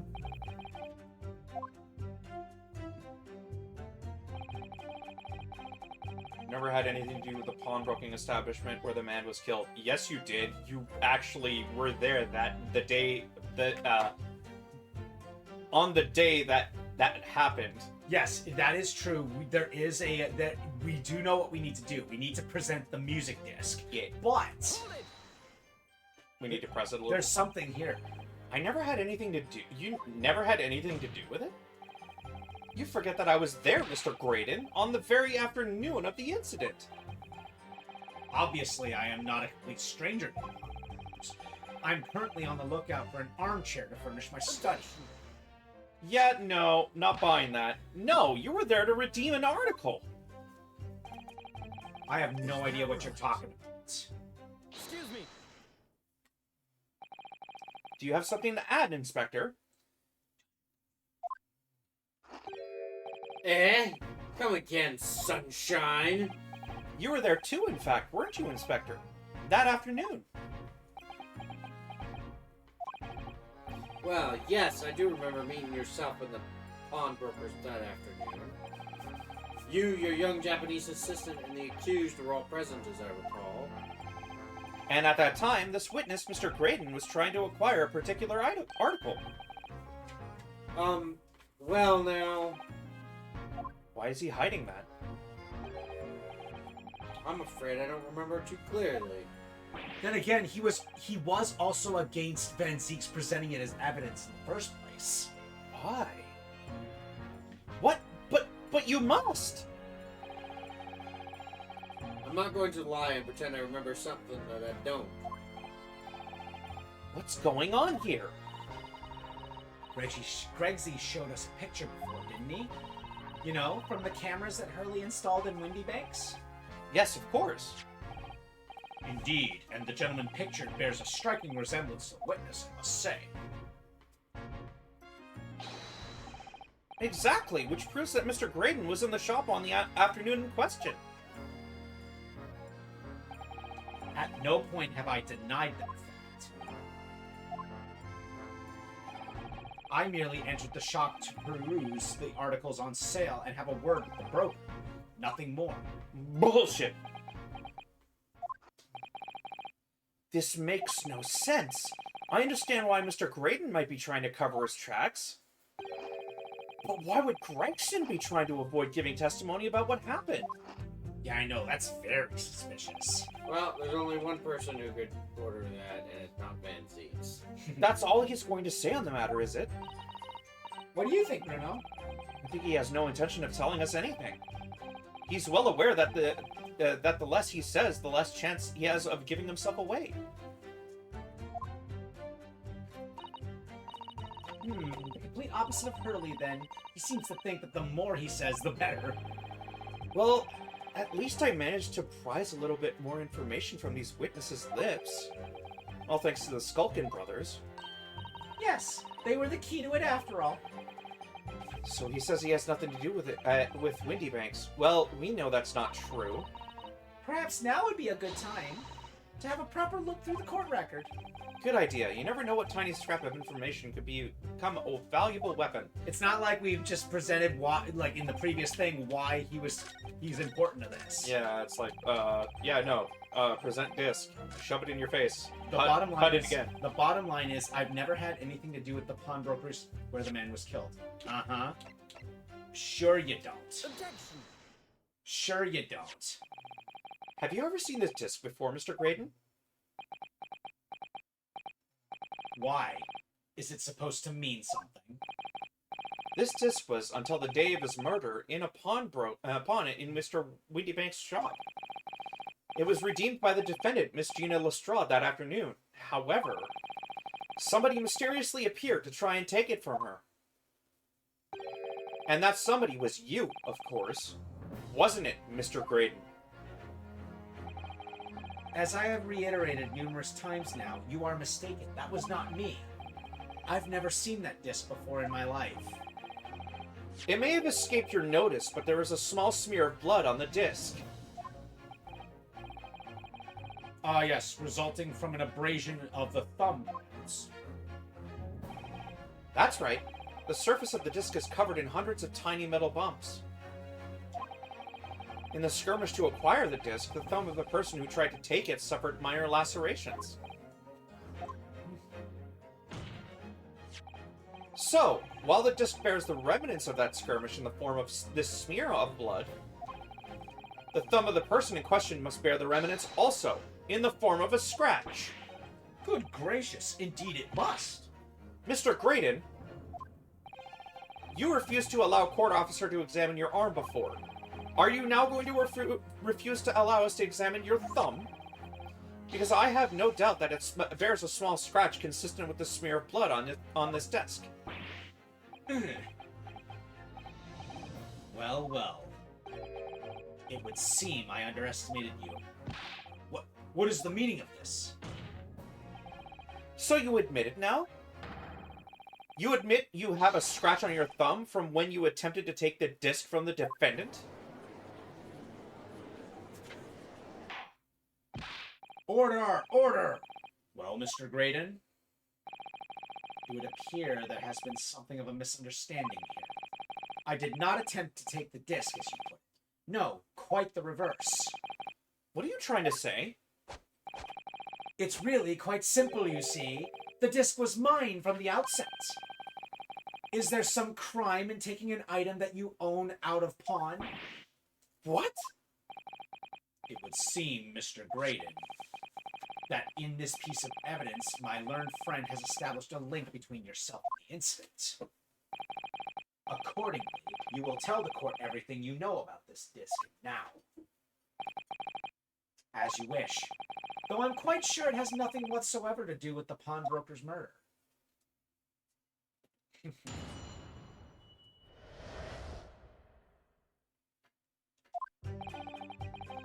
There's a note on the disc saying, "For McGilded" in the item, but the item belongs to me. The redemption ticket was stolen from me by the accused, that filthy gutterling, on the day in question. I proceeded at once to the shop in order to explain my situation and redeem my article. In the end, of course, the disc was taken by the police. In other words, I had absolutely no reason to break into the shop later that same night. Did I hear you correctly, sir? McGilded, you said? The famous London philanthropist? The one that became a s'more. Yeah. Who perished in this very courtroom 2 months ago after being acquitted of a distinctly messy murder. Yes, ma'am. The one and the same. Good lord, Mr. Graydon, are you saying that Mr. McGilded and yourself were acquainted? Yes, that's correct.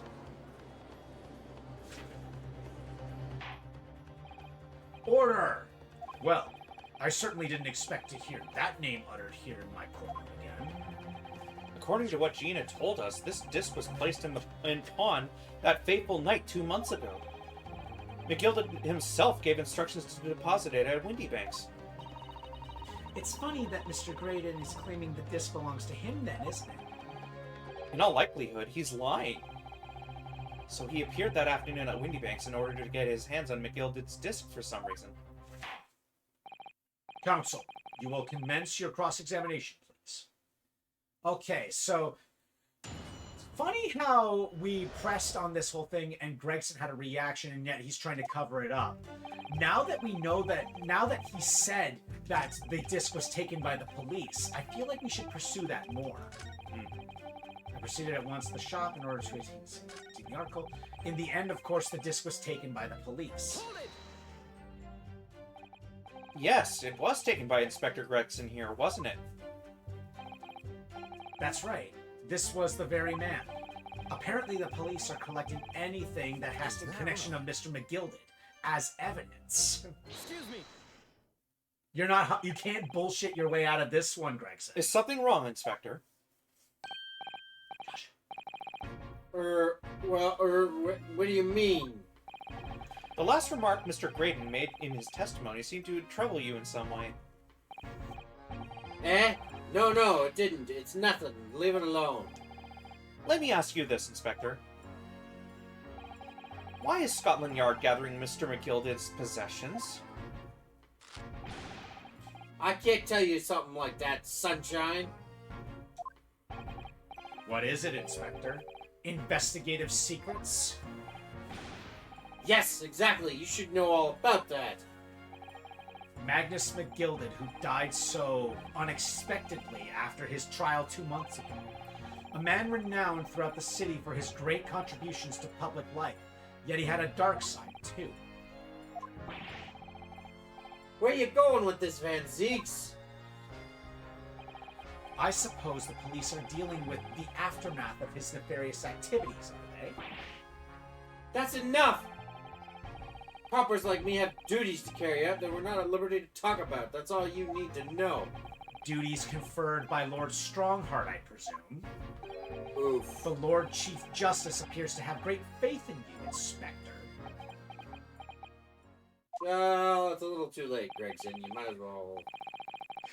Bottom line is, if you want to get more out of me, you're gonna need Lord Strongheart's paw print first. Well, blue skin do, we can too. What's all this about? It's like there's something going on between Gregson and Lord Van Zeeks here. Guys, flirt when you're not in the courtroom, please. Get a room! Well, it would appear that the inspector has revealed all he is at liberty to reveal. Mr. Graydon, let us return to your testimony. Gladly, my lord. Now. You know, I'm gonna make a comment here and an honest statement. Blue eyes, blonde hair, the entire strikes me as serial killer. And I'm not saying I that did to be mention smart. he kind of looks like the serial killer in JoJo's Bizarre Adventure Act 4. For Yoshikage? Yeah, Yoshikage Kira Kira. Yoshikage. Yeah. And I'm not a JoJo's fan, and that's surprising that I can even... Yeah, but he's very like held together and like very professional at all times. Kitty. Most of the time. Yeah, obviously. Up until he gets caught and then they stand in front of him. Yeah. Mr. Wainwright appears to have used the back of his photograph to write out a redemption ticket.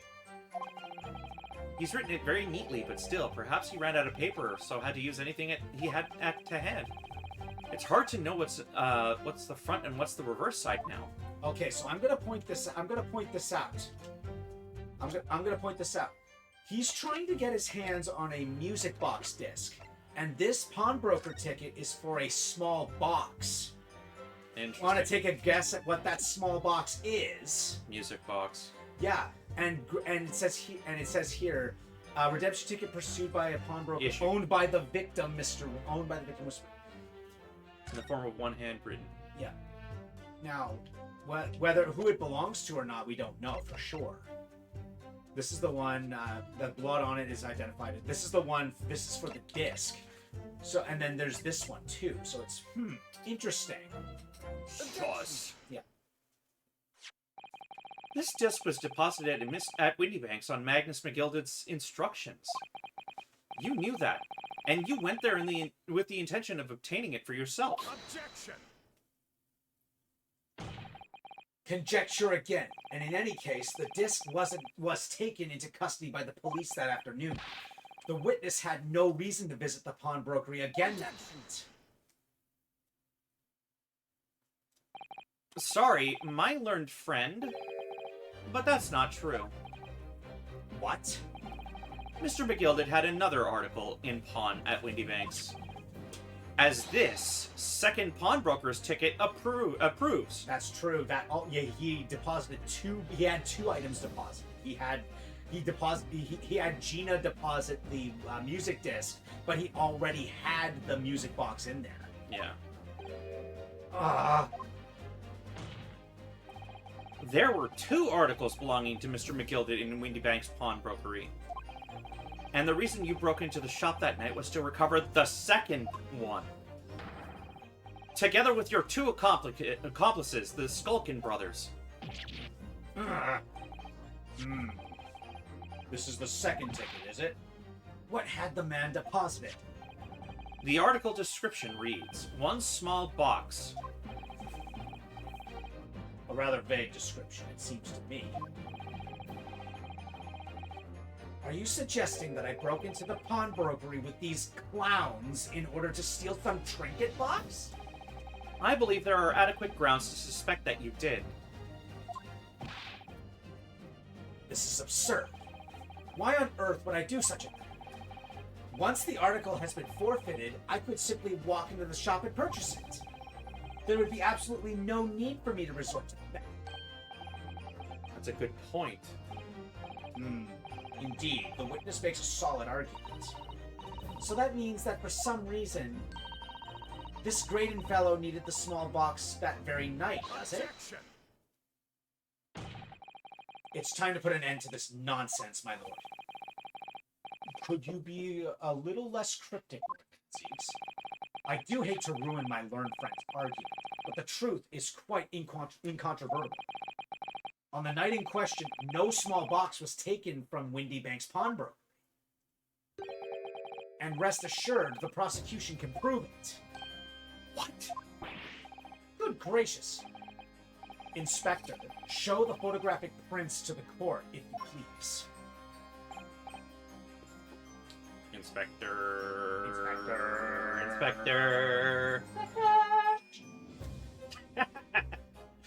The fact that he didn't reply to any of that.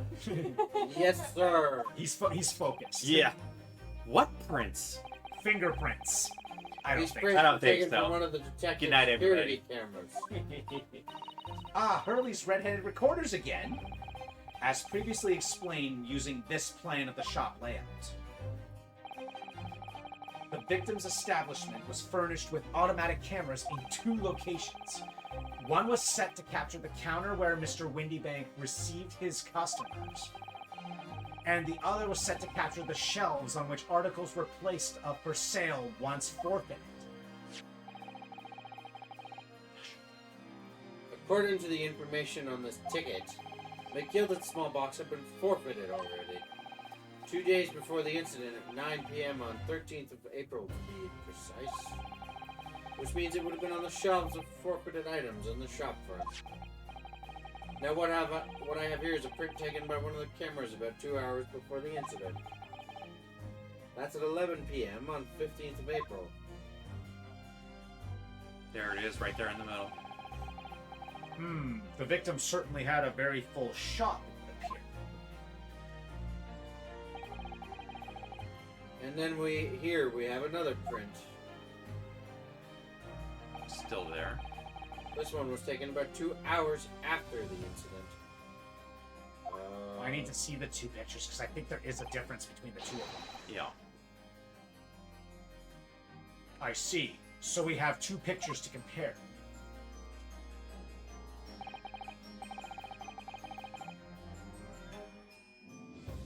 Though I must say that placing them side by side leaves me cold.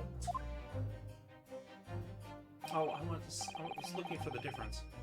I was too. I didn't notice it, but it's gonna be one of those you cross your eyes things. I ain't doing that, not at an angle like I am. Dear me, that's starting to make my head ache. Obviously, at Scotland Yard, we considered theft as one possible motive in this case. We explored the possibility that something had been taken in addition to the victim's life. So your men have already compared these 2 prints thoroughly, Inspector? Yes, sir. We counted every single item in each of these 2 photographic prints. I see it. I see the difference. It's the horse, the move.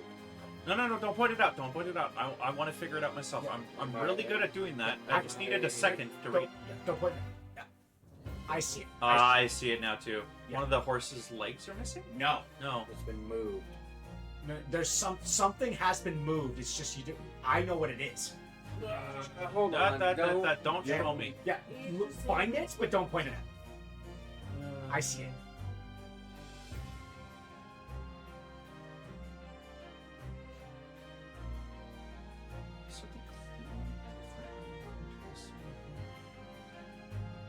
Oh, I see it too now. Yeah. Okay. Do you see it, Josh?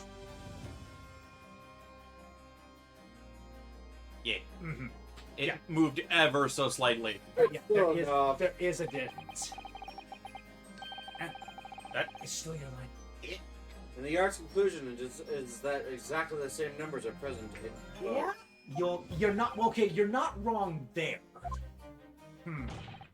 In other words, nothing was taken from the pawnbrokery on the night in question. And my learned friend's assertion is nothing more than a hopeful fantasy.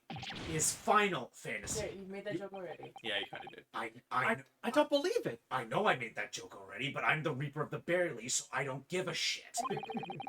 I kill jokes dead. If I could just have just shown that he'd stolen Miss McGilded's pawn box. I kill jokes more often than my friend who guises himself as the heavy does. Hey, I resemble that remark. I meant that as a compliment. Yeah. Because you fit the role perfectly. I might have been able to break him down at last. You know what, Bruno? I've been thinking. I've been having these weird thoughts lately. George, that's the second time you've done that. No, it's not. I wonder if these two photographs really are exactly the same. What? What? So, counsel, in the light of the evidence put forward by the prosecution, what is your position? Face down defense. It seems that, in fact, on the night in question, nothing was stolen from the victim's establishment. Do you accept the prosecution's assertion? Well, yeah, that's true. I don't know. Could there be some hidden discrepancy in these two photographic prints somewhere? There's no discrepancy. Point out a discrepancy. Use a piece of evidence. Point out a discrepancy. Yeah. Something was moved, but not stolen. Yeah. So when Gregson was saying that the same a number of items were there, he's not wrong there. Yeah. I wasn't sure at first, but there is a clear discrepancy between these two prints. What? What? Yeah. You must indicate the precise location of the discrepancy of which you speak. The little box to the bottom right-hand corner, it got moved slightly from to the right side of the picture to the left side of the picture. I wonder if it matters. Or the other way around, I guess, yeah. Of either photo. Okay, I was wondering if it mattered which photo. Take that! Squeaky chair. Granted, these two prints are almost identical. However, there is one minor discrepancy between them. Look at this graph! Yeah. What? What? Perfect. When you view the two pictures stereoscopically,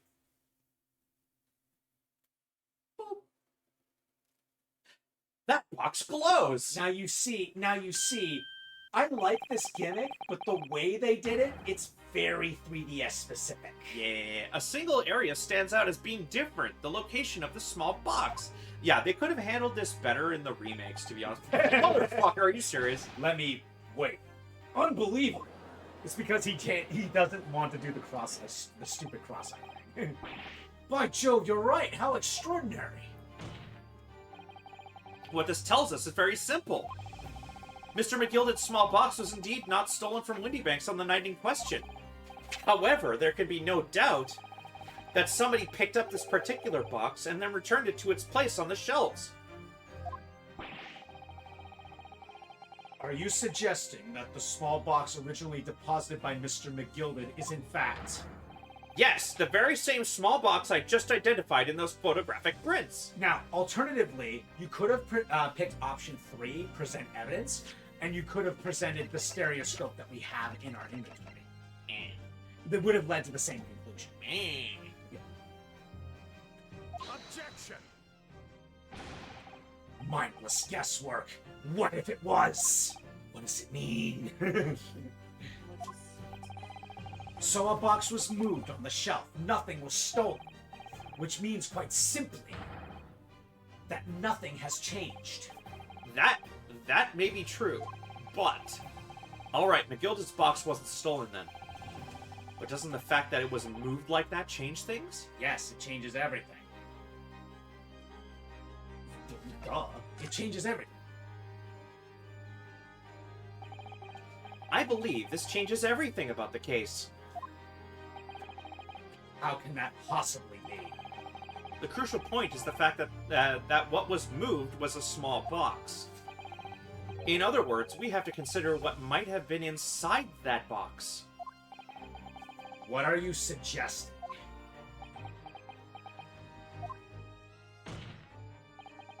I'm suggesting that we need to examine that box as soon as possible. A vital piece of evidence is sitting on the shelves at Windy Banks as we speak. Objection! That won't be necessary. Some little box belonging to a man who died 2 months ago can't possibly be relevant to this case. The court does not uphold your objection, Lord Van Zieks. Bailiff, arrange for an officer to go to Baker Street at once. Obtain the small box in question and bring it back here for further examination. Not necessary, sir. We have it right here. Wait, why do you have it here? Evidence. Why? Can't tell. Top secret. Yeah. At least that's what I'm guessing. You two can stop undressing yourselves with your eyes. Yeah. Look, the court condones equal opportunity and equality. If you want to go on a date, just ask. Jeez Louise. Stop drawing this out. Stop hogging that healthy liver. We should have a report within half an hour. I think perhaps we should recess for a short while until the evidence is brought forth. Another recess. To be hoodwinked by such a farce. Disappointing. I beg your pardon, Lord Van Zieks. This is nothing but a smokescreen. Oh man, I hate that move. Lowers your evasion and everything. Sorry, that lowers your accuracy, not evasion. A Nipponese specialty, it would seem. What are you trying to say? My learned friend has persisted with the same line of reasoning from the very beginning. That this witness's intent was to steal an article belonging to Mr. McGilded from the pawnbroker. Yet common sense tells us that none of the articles have value enough to be worth stealing in the first place. Exactly! It would be beyond absurd to break into a place for a purpose of stealing such commonplace property. This is my 3rd bottle. And yet I still am not drunk. Ugh, curse this body. Curse this well-toned, ripped body. If your lordship recalls, Mr. McGilded perished 2 months ago, immediately after the conclusion of his trial. A trial in which he was found not guilty. A trial in which it was established he was the upstanding member of society his reputation implied, in fact. So I propose a toast to my learned friend and his most insightful defense. The articles this upstanding member of society pawned were entirely ordinary. A black overcoat that just happened to have a music box disc in one of its pockets and a small box. I assure you, I wouldn't accept even if a man tried to make a gift of such things to me. Well, that's just because you're a wealthy snob. Yeah. You know, that does make rather a lot of sense. It's not as if there were jewels or thank goodness, though, Mr. McGillard was rich enough. But you can't deposit such cash at pawnbrokery. I'm quite certain of that. The prosecution's argument is undeniably compelling. It is incumbent on the defense now to bolster its argument. To explain what possible significance these commonplace articles pawned by this fine citizen could have. What? Well, counsel, is your argument in fact demonstrable? Are you able to show proof that the disc or the box are in any tangible way related to this case? Well, What's the matter, Bruno? We know that they're related, don't we? They're both vital pieces of evidence. Excuse me. Yes, of course. You and I both know that. We know that Mr. McGilded's true character, and we know the disc is significant, even if we don't know why. But if we explain all that to the court at this point, we'll have to acknowledge that Mr. McGilded's acquittal 2 months ago was a mistake. That defense's argument was flawed, based on false information. Oh no! And that would mean my credibility, admitting that Gina committed perjury. But Ginny... Could it be that Van Zieks knows? Is that why he's doing this now? Because he anticipated everything? But maybe... This could be a great opportunity for us. Sorry, what do you mean, Iris? Well, there's only one way to clear up this thing. Clearly, she knows about everything. So, get her on the stand. Get her to testify about it. Yeah. Well, what is it that you always say, Runa? Sooner or later, the truth comes out. Every time. Alright, the exact significance of the things that McGill did deposited with Mr. Windybank is something that only Gina can explain to the court. But if I put her on the stand to testify about that, it could critically damage our chances of winning this case. What other option do you have Yeah. at this point? What's the right thing to do here? Have Gina testify. Yeah. It's the only other option you have. My lord, the defense would like to make a proposal. Oh? What proposal, counsel? While the court awaits the arrival of Mr. McGilded's small box, I would like to call the defendant, Miss Gina Lestrade, to the witness stand. The defendant? To what end? It's to do with the various articles deposited at Windybanks by Mr. McGilded, my lord. Miss Lestrade has information relating to them. I believe it would be beneficial for the court to hear what she has to say. It will prove the significance of the articles in question once and for all. Well, well, things are becoming interesting. I presume you've considered the implications of the testimony you're proposing. In particular, the impact it will have on the accused's standing, and indeed your own. I have. Lord Van Zeeks, would you care to explain that last remark? The prosecution accepts the defense's proposal. I move to interrupt their cross-examination of the current witness and hear from the accused herself. Very well, if you have no objection. So, the court will now hear the testimony of the defendant, Miss Gina Lestrade. You witnesses currently on the stand may step down until further notice.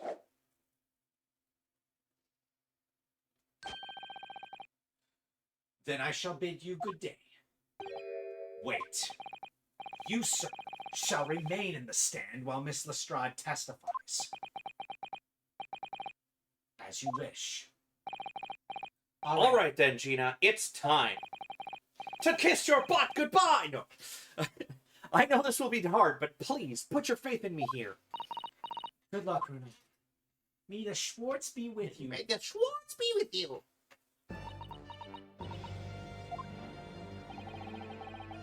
The articles that Mr. McGilded had deposited in Windybank's pawnbrokery are intimately related to the omnibus case, the trial of which was heard in this courtroom 2 months ago. Yes, and I remember this young lady being brought before me in that trial as well. Holy crap, you remember shit? You're way above the other judges. Because you actually remember things. That's right, my lord. Her testimony helped to establish the innocence of the defendant, Mr. McGilded. The omnibus case was intriguing, to say the least. And now, here we all are again. The same players in that trial facing each other once more. A twist of fate, perhaps, my Nipponiese friend. Allow me to recap the offense of 2 months ago. An old brickmaker was stabbed to death in an omnibus running along London's winter streets. Apart from the victim, there was only one other person in the carriage, Mr. McGilded. Naturally, he was the prime suspect for the murder. But as the trial progressed, another possibility emerged, that the murder in fact took place above the defendant's head on the roof deck, with the body then being dropped through the skylight into the carriage below. It was Miss Lestrade whose testimony brought that possibility to light. At the time of the incident, Miss Lestrade was concealed under a seat in the carriage, hoping to pick the pockets of unsuspecting passengers. Then, immediately after the trial, having been acquitted of the murder, Mr. McGilded died in this very courtroom in the most extraordinary of circumstances. A mystery that remains unsolved even now, 2 months on. As indeed does the omnibus murder itself. Be that as it may, I recall neither the disc nor the small box being mentioned in the course of those proceedings. Miss Lestrade. Would you tell the court now, please? What really happened in the omnibus 2 months ago, I mean? I don't know what you mean. I already said all of what I know. And what about everything you told us yesterday from inside your prison cell? Please, Miss Lestrade. This is extremely important. But remember, little girl, if it transpires that you willfully withheld information in the trial 2 months ago, the Home Office will seek to prosecute you for perjury. And naturally, you will lose all credibility as a witness. Although, let's face facts, you have little credibility to lose. Ginny, don't listen to him. Please, you have to trust Bruno now. We're on your side.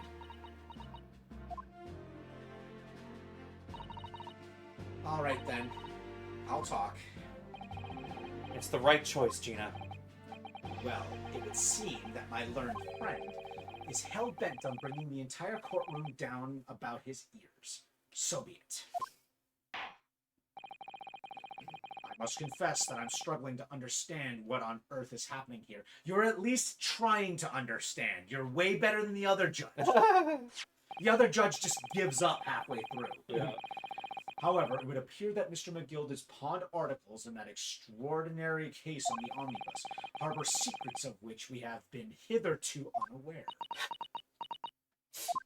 Every time I hear hitherto, I'm just reminded of that MCU section in friggin' Doctor Strange's place. Did Yes. you just say hitherto untold? Yes.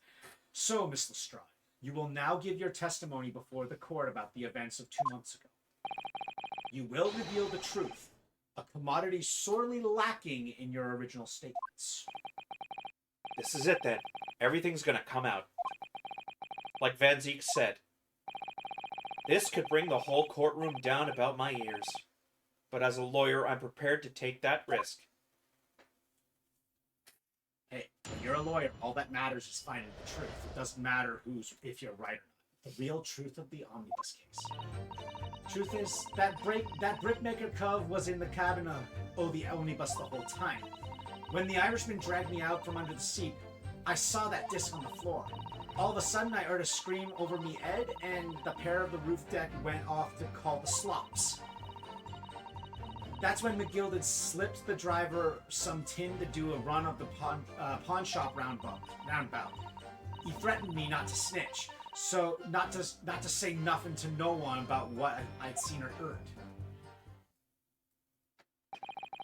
Good grief, this is outrageous. What you've just told the court bears almost no resemblance to your testimony 2 months ago. As you say, my lord. Then there's every chance you may have I may have adjudicated an error in McGilded's trial. It sounds very much to me as if the man deliberately deceived this court in an effort to cover up the most wicked of schemes. Without doubt, your lordship is correct. A great injustice was done in this courtroom 2 months ago. The actions of the accused in that trial, of this witness, and of my learned friend are entirely inexcusable. I don't believe it! The whole trial was a farce! It was all lies! That McGilded fellow was rotten to the core, just like that pickpocket! Don't forget the police! You're wrong, the lot of you! Mr. Naruto, the lawyer there, he didn't know nothing about it! Humbug! Alright, Scrooge, calm down. I don't think so. Are we really expected to believe that? He really stitched everyone up, didn't he? What an operation to get the man off scot-free! Unforgivable. Stop. The lies have to stop. Stop. Stop. Stop. Yes, the defense made a terrible error of judgment. Even though I was questioning it the whole time because of my player input. Yeah. But I intend to take full responsibility and suffer whatever consequences are deemed appropriate. However, it's imperative that the court allows the witness to elaborate on her testimony, because the true significance of Mr. McGilded's Pond articles must be brought to light. very well.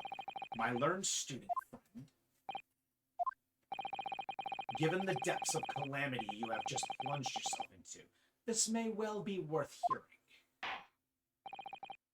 Words fail me.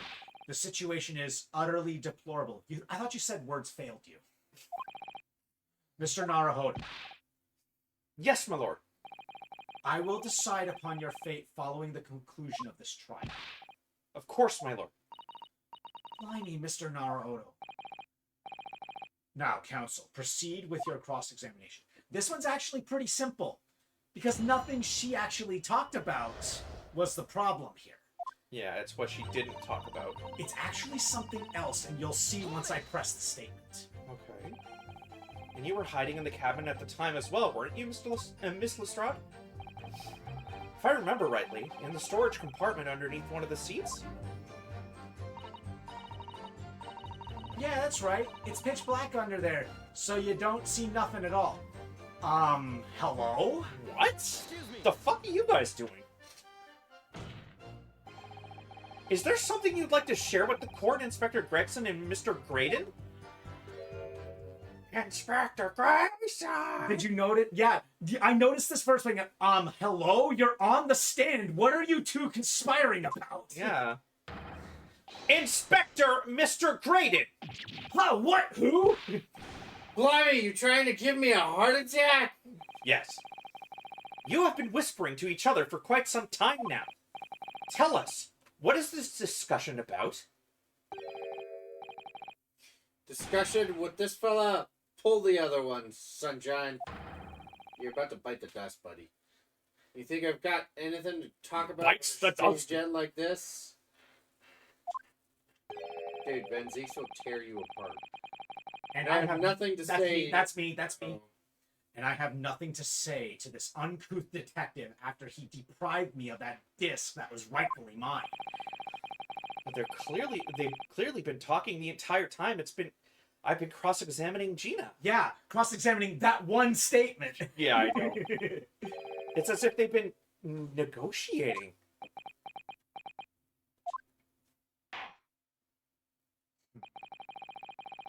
You will kindly refrain from talking amongst yourselves while the witness is giving testimony. Boop. Yes, sorry, my lord. What were those two talking about? Miss Lestrade, continue with your testimony, please.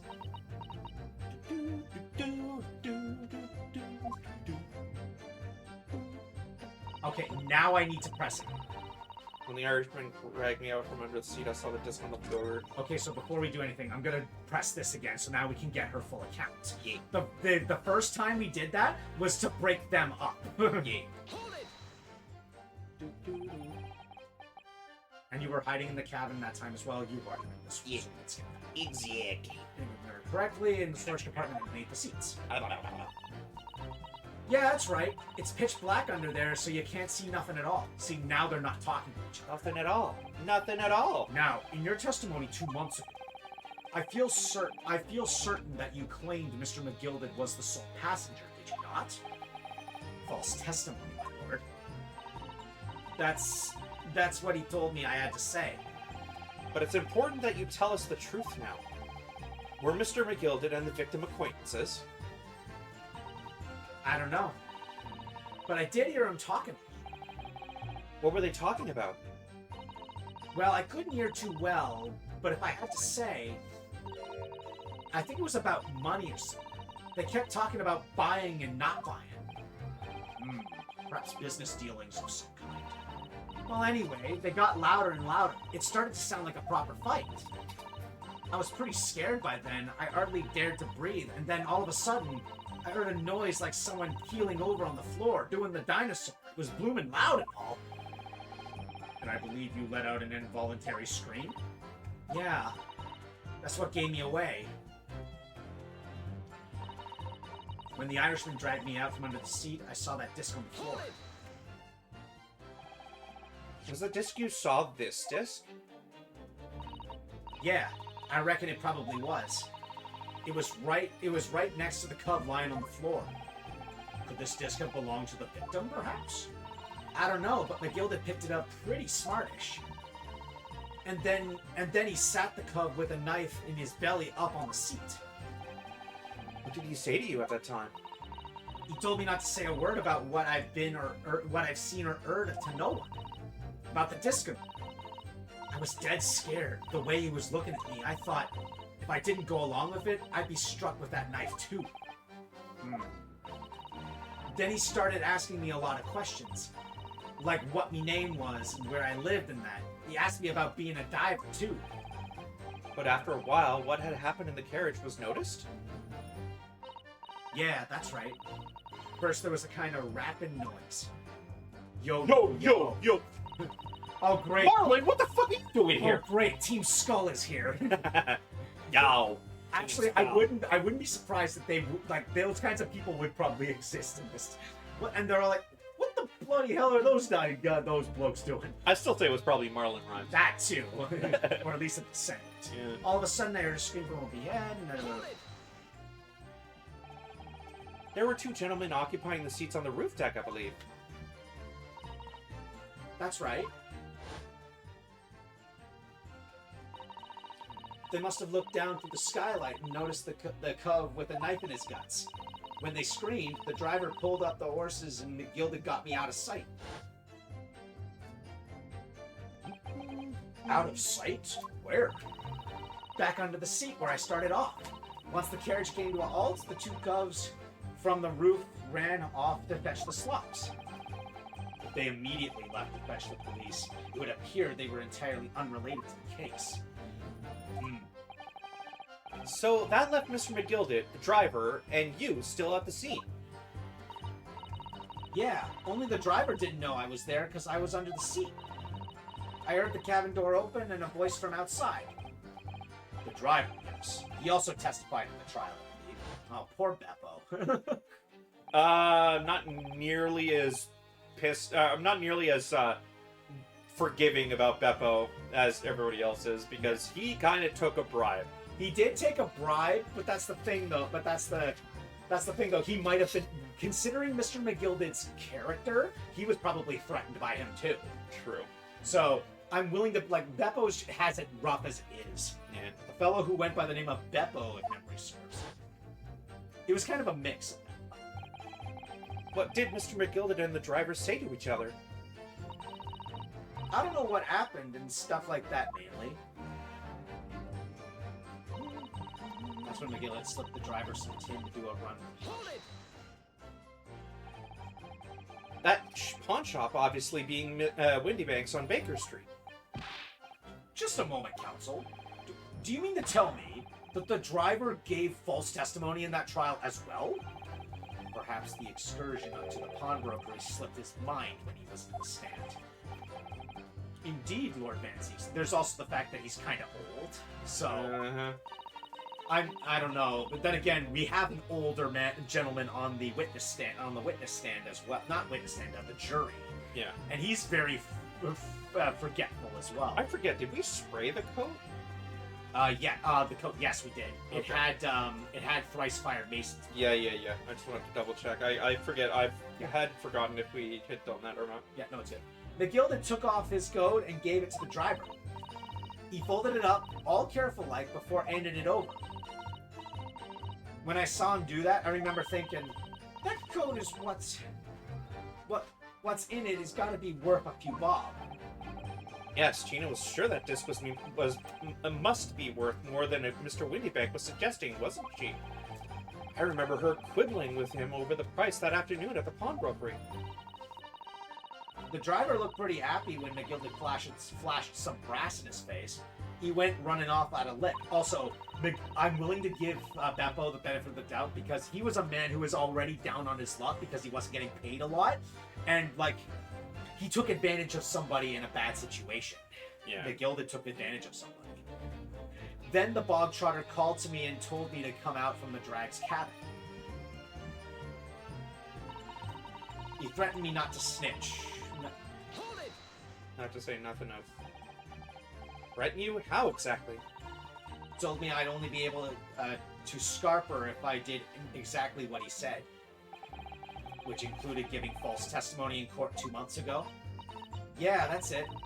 And there was one other thing he said, which was he told me I'd have to hang on to the ticket from the pawn shop and make sure not to lose it. The ticket? Well, I never. Said that if he didn't show up with the ticket off me before 2 months passed, I'd have to go to the pawn shop and pay the money to keep it in lug, to stop it being forfeit. He left me with some brass to pay for. But really, why on earth would Mr. McGilded have done such a thing? Depositing his overcoat with the pawnbroker before the arrival of the police, it makes no sense at all. It would seem to be one only logical explanation, Your Honor. What Mr. McGilded had the driver deposit at Windy Banks was something he didn't want the police to see. Something very important that he needed to hide at all costs. Anyway, after that, he let me go. So I legged it before the coppers showed up. Choppers? Choppers, yes. Yeah, there were helicopters. Yeah, speaking of chopper, on the bus ride home, I saw somebody with a little Kirby stuffy with a chopper hat stitched on. Oh, no, he ain't Chopper. Thank you, Miss Lestrade. Thank you, Counsel. I've heard enough. I believe we now have a reasonable understanding of what actually transpired on the omnibus. She had Kirby stuff all over. She had a Kirby keychain, a Kirby phone case. It was crazy. It would appear on that night 2 months ago, a negotiation was taking place on the omnibus. A negotiation concerning this disc. However, matters did not run smoothly. When the parties involved began to quarrel over price, McGilded took what he wanted by force, at the expense of the other man's life. Which proves my point. The disc is clearly extremely valuable in some way. Although I don't understand why as of yet. 2 days ago, precisely 2 months after the omnibus incident, McGilded's coat and its contents were due to be forfeited. I didn't know what I should do with the ticket. I mean, the cove died right after his trial. I knew that. So you decided you would try to claim the articles as your own? Well, why not, eh? They were only gonna be forfeited. Why shouldn't I have gotten it? Anyway, you can't blame me for thinking about it. Thinking ain't no crime. Miss Lestrade, it would appear Mr. McGilded was prepared to kill in order to take possession of his disc. Do you know why that would be? I got no clue. But I reckon it must be worth a fair bit of brass. He was probably gonna sell it. No. And you can't blame me for thinking that. Thinking ain't no crime. My lord! The evidence your lordship requested has been located and is ready for the court's inspection, sir.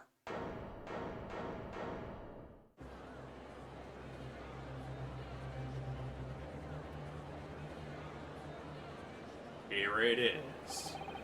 The mysterious little box deposited by Mr. McGilded 2 months ago. There's no doubt in my mind that it's a key piece in this far-reaching puzzle.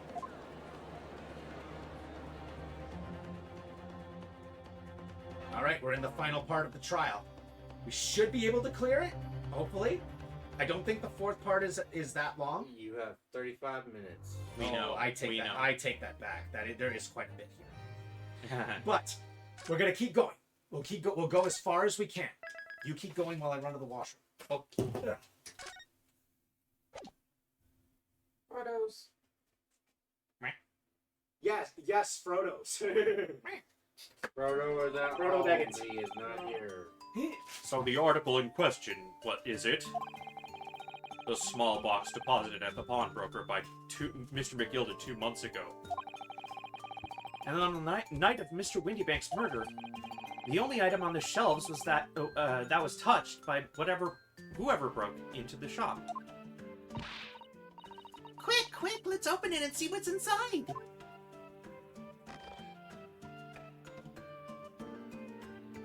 Hey, look, it's a music box. Good gracious, this is no ordinary box, it seems. Wow, although, in truth, I had an inkling that it might be the case. It would appear that the box houses a miniature music box movement. Then, is it too much to expect? I think it would be reasonable to assume that it is a device for the playback of this disc, my lord.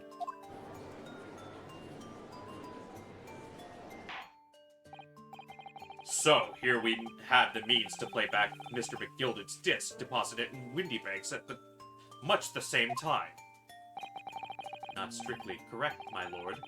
It was not McGilded's disc. It was the disc of his victim in the omnibus. But why, for heaven's sake? Are we to assume that the brickmaker was trying to sell this music box disc to Mr. McGilded?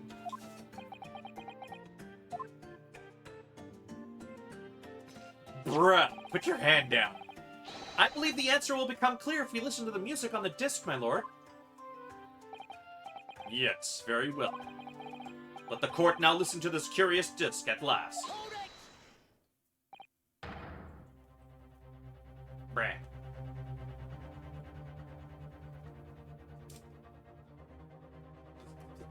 Your turn. Wait, my lord!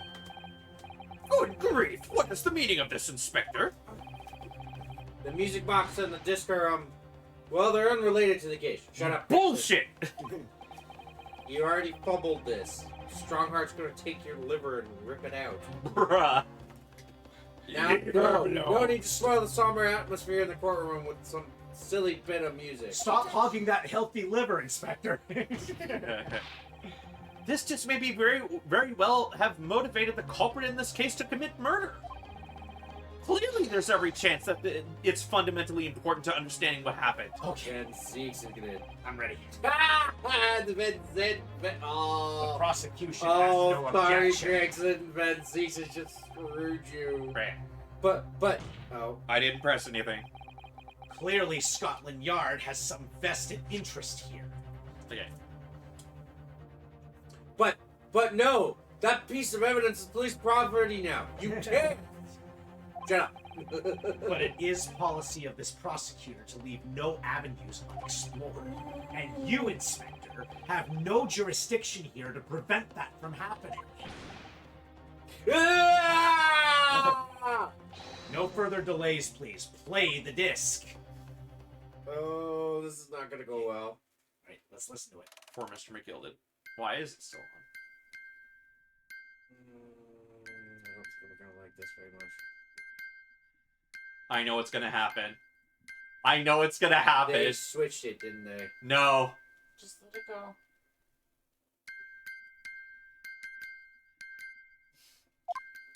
You know, just so that we're all clear, I picked up on it right away. I did too. Yeah. It's upside down. No. All we're hearing is the same tone in long and short. Oh, for fuck's sakes, Morse code? Yep. Yeah. And guess what? One of the people in the jury is a telegraph officer. Operator. Yeah. That's certainly not what I would call music. It doesn't sound like rock and or roll. Yeah. No. It's just the same note played over and over again and in a regular sequence. Yeah, as soon as it started, I was like, oh, you gotta be kidding me. Like, Yeah. that would make sense for this time. Yeah.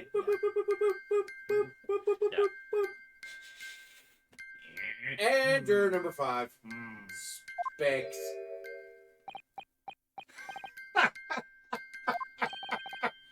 Mr. Braden? This really is priceless. He knows what it means because he's also a telegraph officer. So he knows what the message is. Yeah, and he's gonna play coy. Yeah. Yeah, and then juror number 5 is gonna speak up. Yeah. After all that, the music box is broken. Bullshit. Motherfucker. Broken? It can't be, can it? Hey, the only one here is broken here is you.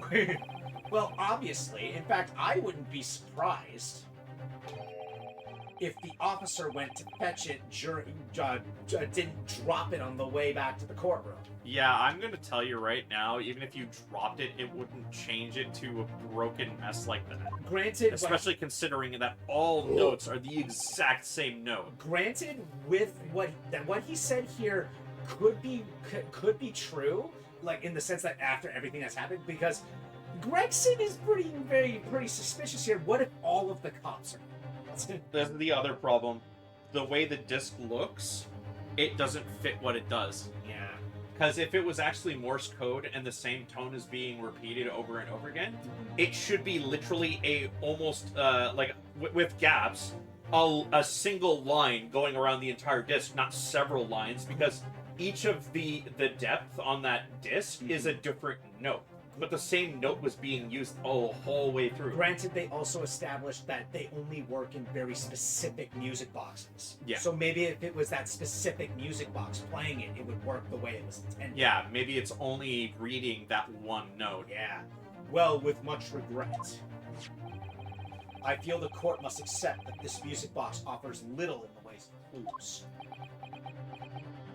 Van Zeeks might know. Or He's staying quiet, or juror. Are you ready to move on, counsel? He's staying quiet, though. He would have said something otherwise. Yeah. Come on! Yes, all right. It does sound as though it's completely broken, but is it?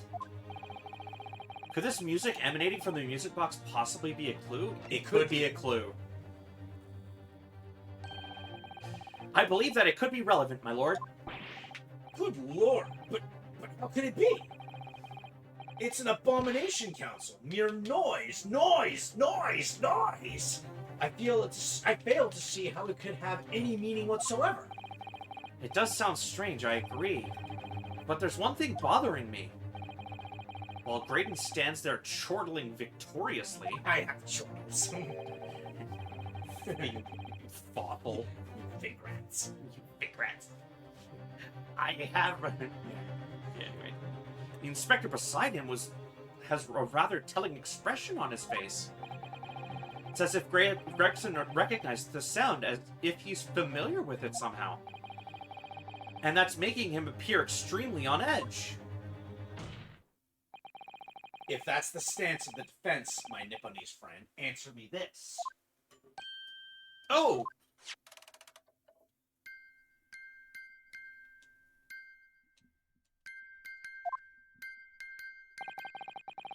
Just what relevance do you propose this woeful chiming has on this case? Simple, it's a code. It's a cipher. It's the defense belief that the sound emanating from this music box is... Broken, an unusual genre of music, not supposed to be music. Yeah, I recognized what it was, but once it said not supposed to be music, I'm like, that's the one. Yep. An unusual genre of music. Just because this is a music box, it doesn't necessarily mean the sounds we're hearing are music. Uh-oh. Look at that! The smile vanished from Mr. Mr. Graydon's lips as soon as I said it. I'm on the right lines here. I must be. Making deductions based on how people react to what you say. You're acting just like Hurley, Runo. Objection! The sounds we're hearing aren't necessarily music. Well, now that you've told us what they are not, I'm sure the court would like to hear what they are. Do enlighten us, my Nipponese friend. I can't, because I don't know it. Well, Surely you have an idea, because if not, it will be the death of your ill-formed argument. Well, for one, I can't answer that question, but juror number 4? Five. Five. Four. Actually, no, yeah, there's 6 members of the jury. Yeah, that's right. Should be able to answer that if she actually decides to pipe up. We'll see. Exactly. The music box is clearly broken. Refusing to accept that fact is pure foolishness. They've got me. I don't know what the answer is yet. Bruno? Eh? I know, I love that expression. Stop looking at me like that. I've just examined this music box very thoroughly. And I'm fairly certain that it's not broken at all. Really? Really?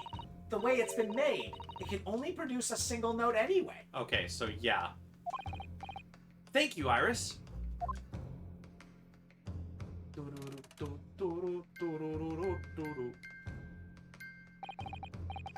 Alright, well, if the music box isn't broken, it must mean that the sounds it's producing have some significance that isn't musical. Hold on a second. Check the court record for a minute. Do we have today's paper in our inventory? Yeah, you skip it. Oh yeah. Okay. Observe the backside. Yeah, that's it. There's a sensational story lower down the front page as well. Look. Ministry Mole. Classified secrets may have been leaked overseas. Oh, that's you. Ministry Mole. Classified secrets may have been leaked overseas from Ministry of Justice. For a 10-year-old, Iris certainly has her finger on the pulse of the world news. It's about secret communications between Great Britain and its allies. Apparently, they're being intercepted by hostile nations. Communications are being intercepted, but how would somebody be doing that? That's the question, isn't it? I've come up with 3 different possible methods so far. Are you looking for a new career, Bruno? No, of course not. I wonder. Perhaps this is what Lord Strongheart was talking about yesterday. Yes, it could be. And it could explain why he has Gregsy running from pillar to post at the moment. Uh-huh. I say this because this is going to come up. Yeah. Right. Ah! Could it be? Is that what these sounds are? Wait, does he know what Morse code is? Something's just struck me, Runo. I feel like recently, in the past few hours even, I've heard another sound very much like this one this music box makes. Yes, it's a familiar sound. Actually, Iris, I was just thinking exactly the same thing. I'm going to have to press the defense for an answer. If your assertion is that the sound produced by this music box is not in fact music at all, then what the devil is it, Counsel? All the evidence we've seen so far, all the testimony we've heard, it's all pointing to one single answer now. The prosecution demands that my learned Nipponese friend presents proof now. Tangible proof of this latest wild speculation. Alright then. This could be the best chance I'm going to get to fight back this trial. And if I'm right, it's going to join all the dots together. The evidence that explains the true nature of the sounds on this music box disc are... Take that! Today's paper, Counsel? The headline is Pawnbroker Perishes in Pick Purse Plunder. Hardly supportive of your cause. No, my lord. I was hoping you'd look a little further down the page. Further down? Ministry Mole? Classified secrets may have been leaked overseas from Ministry of Justice?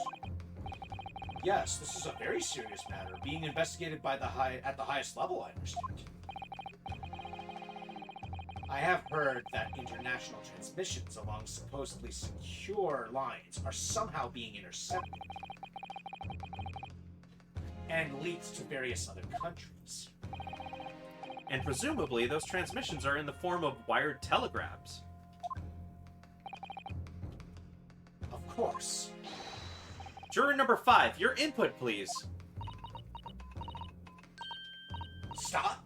Oh, me, sir? Whatever is the matter. You told the court before that you worked at the same communication station as Mr. Grayton, did you not? Yes, that's correct.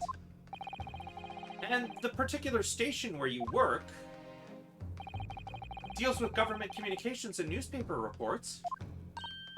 Oh, yes. We're not your run-of-the-mill communication station at all. Our work is extremely important. Then tell me, is this not a very familiar sound?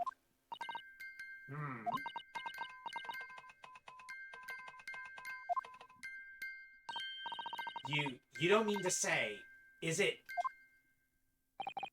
That's right, madam. correct, madam? It bears more than just a passing resemblance to the sound made by your telegraph machine as you tap it. I believe it's called Morse code? But I don't believe it. No way! I don't believe it! No way. I can't believe this. Now, correct me if I'm wrong, but when it comes to leaking telegrams from government departments, there could be nobody more perfectly placed than a highly skilled communications officer. Are you suggesting that the music box disc contains stolen government secrets in Morse code?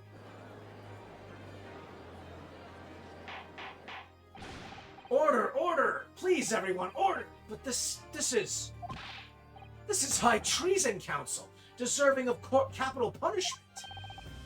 Too much new vocabulary. What is this treason? And what is capital punishment? Oh, I'm sure you'll find out. What are you insinuating, sir? Oh, nothing. Just that I've read you in the newspaper at one point. You read nothing. Yes, sir. Or it's more like, oh, did you now? No, I made a monkey. So did I. 1, 2, 1, 2. Wand-ups. What the sorts of words I'd half expect you to know? So our sovereign government's confidential information, hostile nations would surely pay almost at any price. Yes, and on that night 2 months ago, that was the very negotiation that was taking place inside the omnibus. But in the end, the Gilded perished, and the all-important disc lay unclaimed in the pawnbroker. My word! In which case, whoever stole that information in the first place must surely have been beside himself with worry. Because if the disc were to be discovered before it found its way out of the country, it would reveal an act of high treason punishable by death. So the culprit had no choice but to retrieve it. And in order to do that, he would have had to gain entry to the pawnbroker illegally in the middle of the night. Because the article left behind by Mr. McGilded would incriminate him too much if it got into the wrong hands. Isn't that right, Mr. Graydon? You think I've been stealing government secrets? Preposterous! Absolutely preposterous! Then why are you freaking out? So in response to the defense's accusation, you claim complete innocence, do you? Well, of course I do!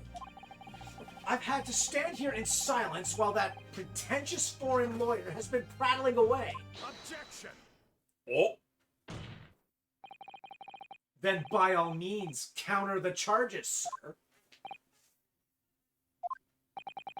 The prosecution demands the witness testifies in response to the accusations brought by the defense. Delighted, I'm sure. The witness is reminded that the crime under scrutiny in this trial is the murder of the pawnbroker, Mr. Windybank. That being a most Flagitious. flagitious Or, offense. no, actually, flagitious? Flagitious? Yeah, flagitious. Yeah. That being the most flagitious offense for which the law of this land sanctions a capital punishment. If there was no I, it would be flagitious, but because it's an I, it's a sh sound. Means extremely wicked, deeply criminal, or shamefully scandalous. Yeah. It is a formal, forceful word used to describe actions, behavior, or people that are shockingly brutal or morally wrong. Yeah. That's one thing I love about the old Great Ace Attorney games. It brings around vocabulary that you never would think of to use. Ye but it's- olde English. and it's so interesting too. Yeah. But the I heinous. Go on. I'm just amused at the fact that I'm being used as a dictionary to find these words that you don't know. The thing that pisses me off is I used to be good at just telling you that. We are consulting the Dictionary. But the heinous act of high treason is no less serious a crime. I urge you to bear that in mind as you testify, Mr. Great.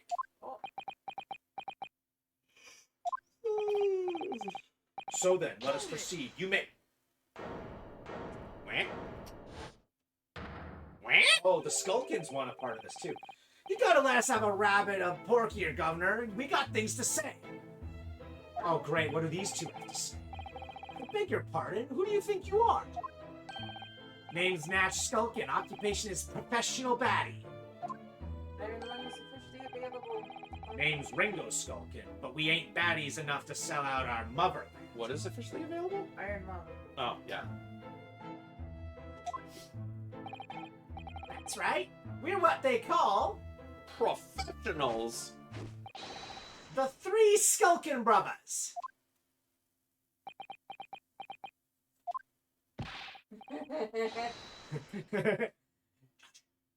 Yes. Yes.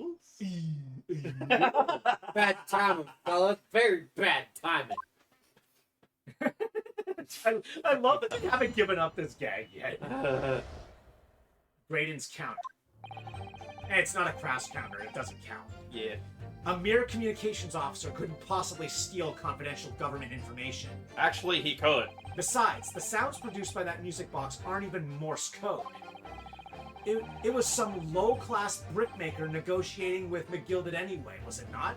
I've no relation to the man. Look, all we done is break in a gap the other night like what he told us to do. And we've known there was dodgy government secrets involved, we wouldn't have touched it.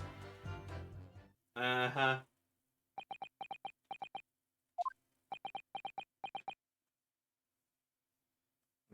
Like, literally, your arguments are paper thin, guys. Mr. and Mr. Skulkin. What Mr. will do, Governor? What's up? Do I take it that you now admit to the crime? That on the night in question you did indeed gain entry to the premises illegally? And moreover, you did so as a party of three in collaboration with Mr. Graydon here? I mean, to be honest, admitting to that is a much less serious crime than high treason, because if they're found guilty of high treason, they're dead. But if they're guilty of thieving, they're incarcerated for a set number of years, which is a much less serious sentence. So...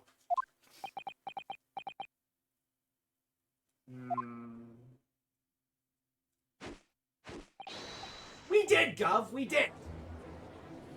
Right.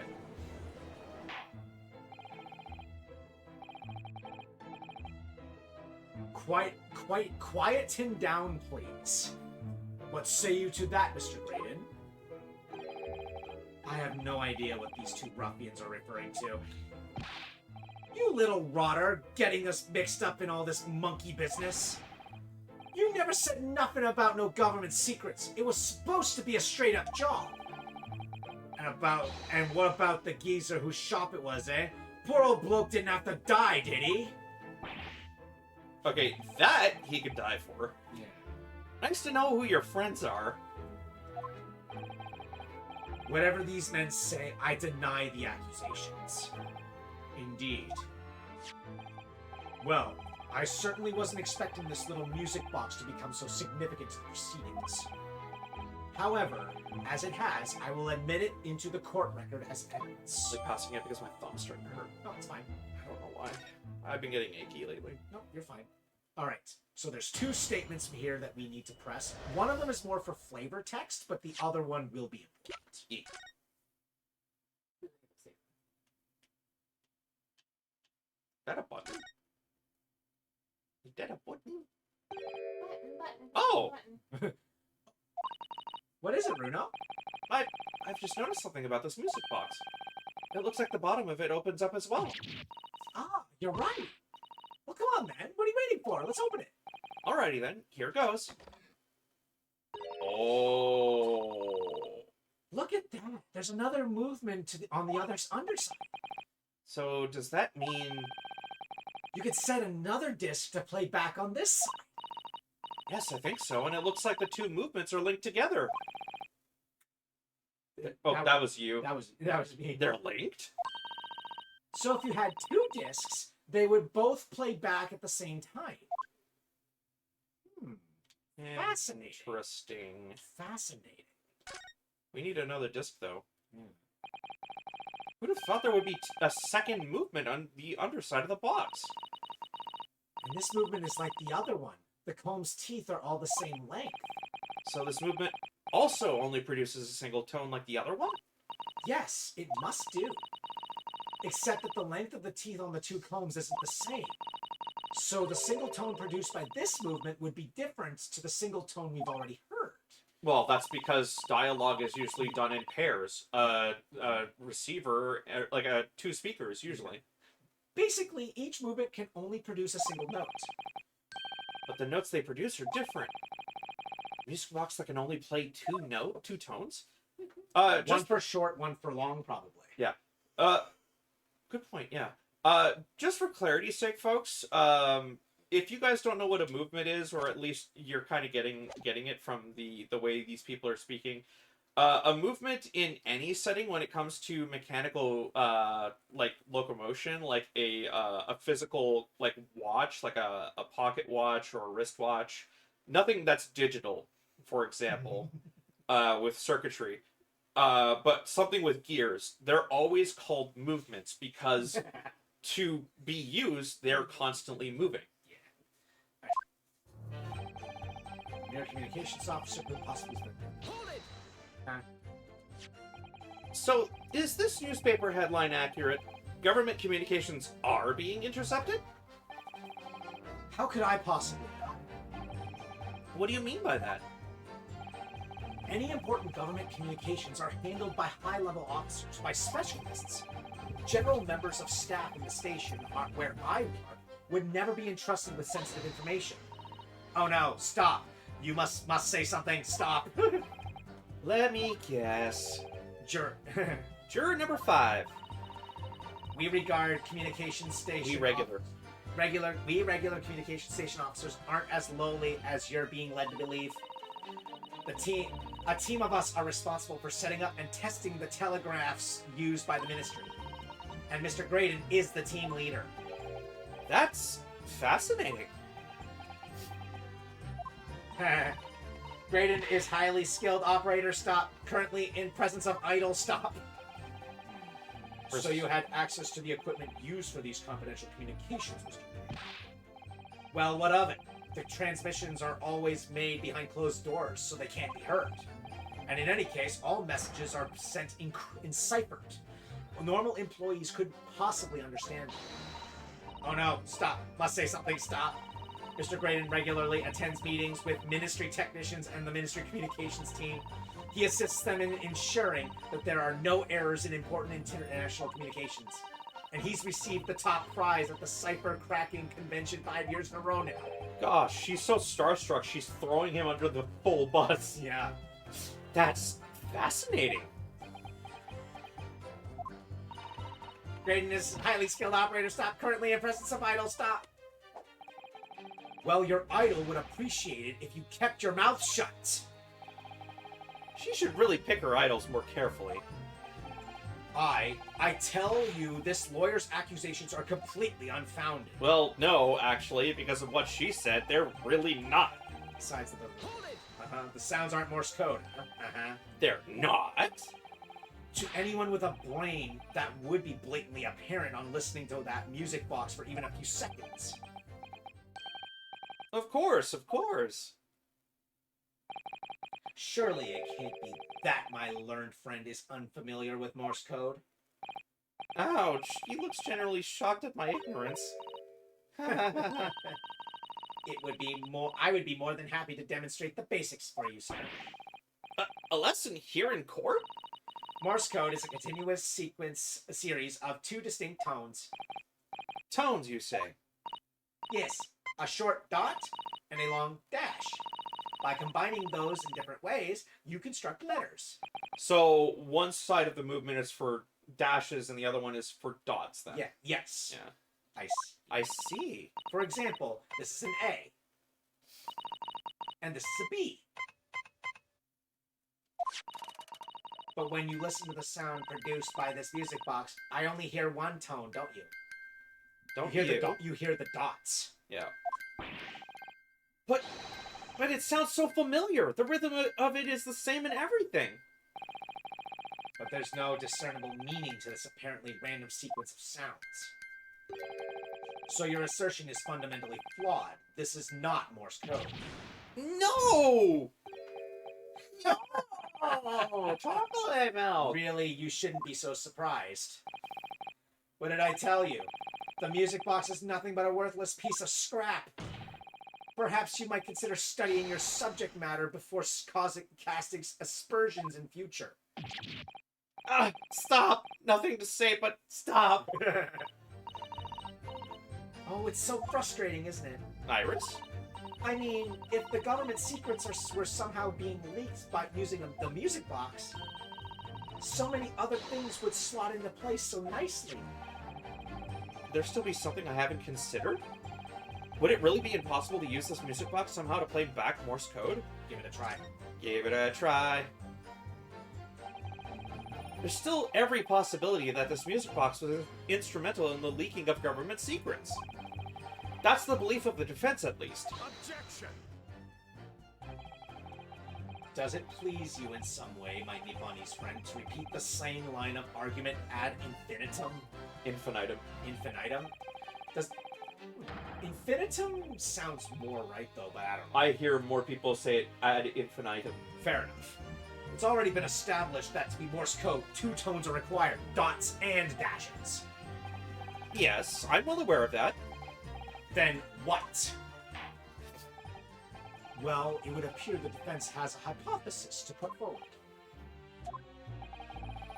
You had better present your idea at once, counsel.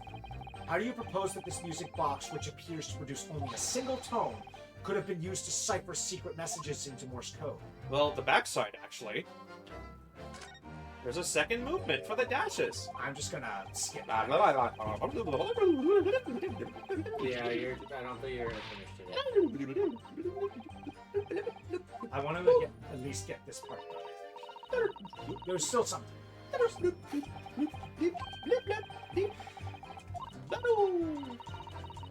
Skadoosh. Yep. There it is. Skadoosh. Boom, skadoosh. I'm just gonna choose this again, and then I'm done. Who would have thought there would... We've already done this. I know. We've been over this. We've done this. We've done this already. Could have waited for this to happen then. You're gonna leave it there for a second because I don't want to move. My back is in pain. Wish I could skip this. Music box. 2 tones. Got it! Got it! So awkward. Good gracious! What am I looking at here? Another movement on the underside of the music box? What? It appears, my lord, that the two movements are linked together. In other words, you can put 2 discs in this music box. And the sounds of both will play back at the same time. Good heavens! As the court has heard, Morse code comprises of 2 tones, a short dot and a long dash. With a second disc in place, this music box could be used to generate Morse code and convey a message.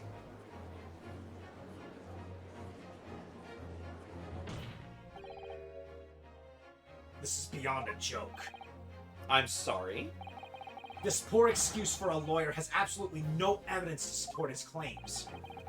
Though, of course, if my learned friend were able to present the court with the second disc, that would be another matter.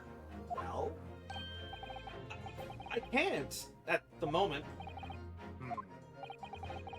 And may I remind the court that, as the witness has pointed out, he was not the one in the omnibus with McGilded 2 months ago, striking a deal over the disc or discs. Granted, we do know of someone who does have a second disc, because he made a replica of the one that we have in question. By hand? By using a very specific caramel bar that he always keeps. Yeah. Indeed, that was Mr. Mason, the brickmaker. Exactly! I had nothing whatsoever to do with it! Though it has holes, I must admit the argument presented by the defense has much promise. I believe the cross-examination should continue. The link between Graydon and the victim of the omnibus case must be there somewhere. But I haven't found it yet. Oh dear, it looks like you need to give your argument more strength, Bruno. You will reiterate your testimony, if you please, Mr. Gray. If I must, though I maintain exactly what I did at the start at this point. Okay, so now statement number 4 is the one that we need to press on. Look, all we done was... Hold it! Like he told us. Like Mr. Graydon told you to do, you mean? That's it, yeah? Who else, eh? Silly me thought he was just popping over for a natter after all them years, and the rotter had a dodgy job for us. Eh, Ash? Ashley Williams. Ruby. Let Let me stop you there, Mr. Skulkin. After all them years, you say? After all them years, Do you mean to tell me that Mr. Graydon is an acquaintance of yours? We're the sociable kind of baddies, you know? Sure, let's say Graydon's an old China. Hey, your brother seems to think something. Excuse me. Is something wrong, Mr. Skulkin? Eh? No, the other Mr. Skulkin. What? Ooh, me? When your brother was testifying just now, he said something that seemed to cause you to react. Oh, I was just remembering the old days, that's all. We used to have a right old laugh together way back when. Together? With Mr. Graydon? Yeah, with Ash. I mean, you look at him now and his fancy whistle and flute, and you wouldn't Adam and Eve it. But when he was younger, he was from the poor part of town, just like us. Is that so? But he was always a leery one. He had the brains, he had the savvy, always coming up with smart ideas like what would never have gone through our heads. God blimey, ain't that the truth? Remember Milverton and Skulkin's milk run? That was a corker, eh? Save it until after the trial. Your reminiscing has no place in this courtroom. And neither does your fruit. Boy, the geezer asked us a question, didn't he? And we was answering. Yeah, we ain't done nothing wrong. Geezer? Nevertheless, the court was not prepared to accompany you on your trip down memory lane. Counsel, can we turn our attention back to the testimony, please? I don't know. Could that sentimental story be relevant somehow? Yes. It would have to be. Yes, because the second name is the one that's suspicious here. They said Milverton. Milverton Yeah, and Milverton. Skulkin. Yeah. So, Graydon is not telling us his real name still. Again, yeah. Yeah. Add it to the testimony. My lord, Yes, counsel? the brother's last sentimental statement could hold vital information relating to this case. Very well, counsel. I will permit the brothers to supplement their testimony with that detail. Briefly, I hasten to add. Say no more! Skulkin's never skulking! I love these two. These two are my favorite in this game. So friggin' Milverton and Skulkin's Milk Run. God, then were the days. Milverton? Hans? I'm sure I'm gonna regret asking, but what exactly is that? Some kind of business? Just a little scheme we had going back when we was youngsters. A bit of fun, really. Delivering fresh milk to the locals. That's what it was all about. Sorry. That's all right. That sounds alarmingly legitimate. There must be a catch.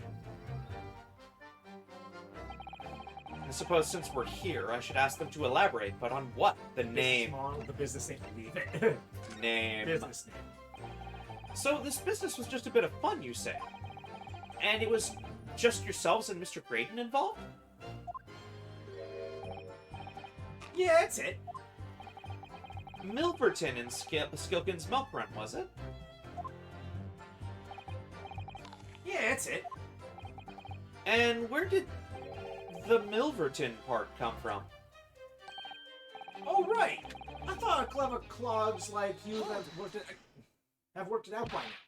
Enough of this. How much longer are we expected to listen to this drivel? I don't... Nah, you're gonna shut up for a second. Let me guess, you don't accept anything these two witnesses are saying. Tell me, why is it that was only at the time a mention of the name Milverton that you decided to interject? Oh, wait.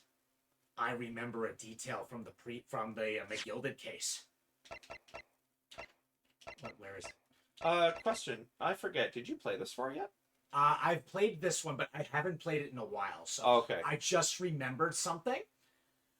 What was Thrice-Fired Mason's real name? Something Milverton? Mason Milverton. Yeah, so it's his brother. I think it's his son. Tell me, why is it... I already said that. Because well... They weren't the happiest of homes that one came from. Yeah, his old man was struggling for money so much, his wife walked out on him. She took the name Graydon then, see? But Ash will always be Milverton to us. Milverton. So that used to be your surname, did it? Of course not. This is all bunkum. I've been a Graydon since I was born. Do you really think you can rely on the testimony of these two thieves, You're a communications officer attached to the civil service. As such, your personal details will have been thoroughly checked at the time of your appointment.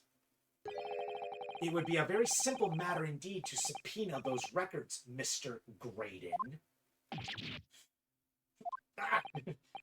Well, it would appear that Mr. and Mr. Skulkin's testimony has been reliable for once. You were born Ashley Milverton, then. Is that correct? Very well, yes. So Ashley Graydon was Ashley Milverton. That information could change things. And could turn out to be extremely important. I mean, okay, let's be fair here. He wasn't really lying. Yeah, no, his last name is both Graydon and Milverton. Yeah, he took his mother's name. Yeah. All of a sudden, we seem to be up to our necks in serious matter of national security. Although all this talk about interception of secret government messages is still just conjecture at this stage. It would explain a number of things, though, wouldn't it? The negotiation Ginny overheard on the omnibus 2 months ago and the break-in at Windy Banks. But the trouble is, it wasn't Mr. Graydon in the omnibus with Mr. McGilded. No, that was Mr. Mason, the brickmaker who was so horribly murdered. If only there was some link between the two men somehow. No, but Mr. Graydon's testimony seems to be as watertight as ever. I wonder if the key to making us headway with the cross-examination here could be those two brothers. Yeah, and we saw them. Yeah, so look, last brain, was it not? I have no relation to the man. Yeah. Oh, bullshit! Bullshit! Objection. Try again. Try that again. Mr. Ashley Milverton. Da-na-na.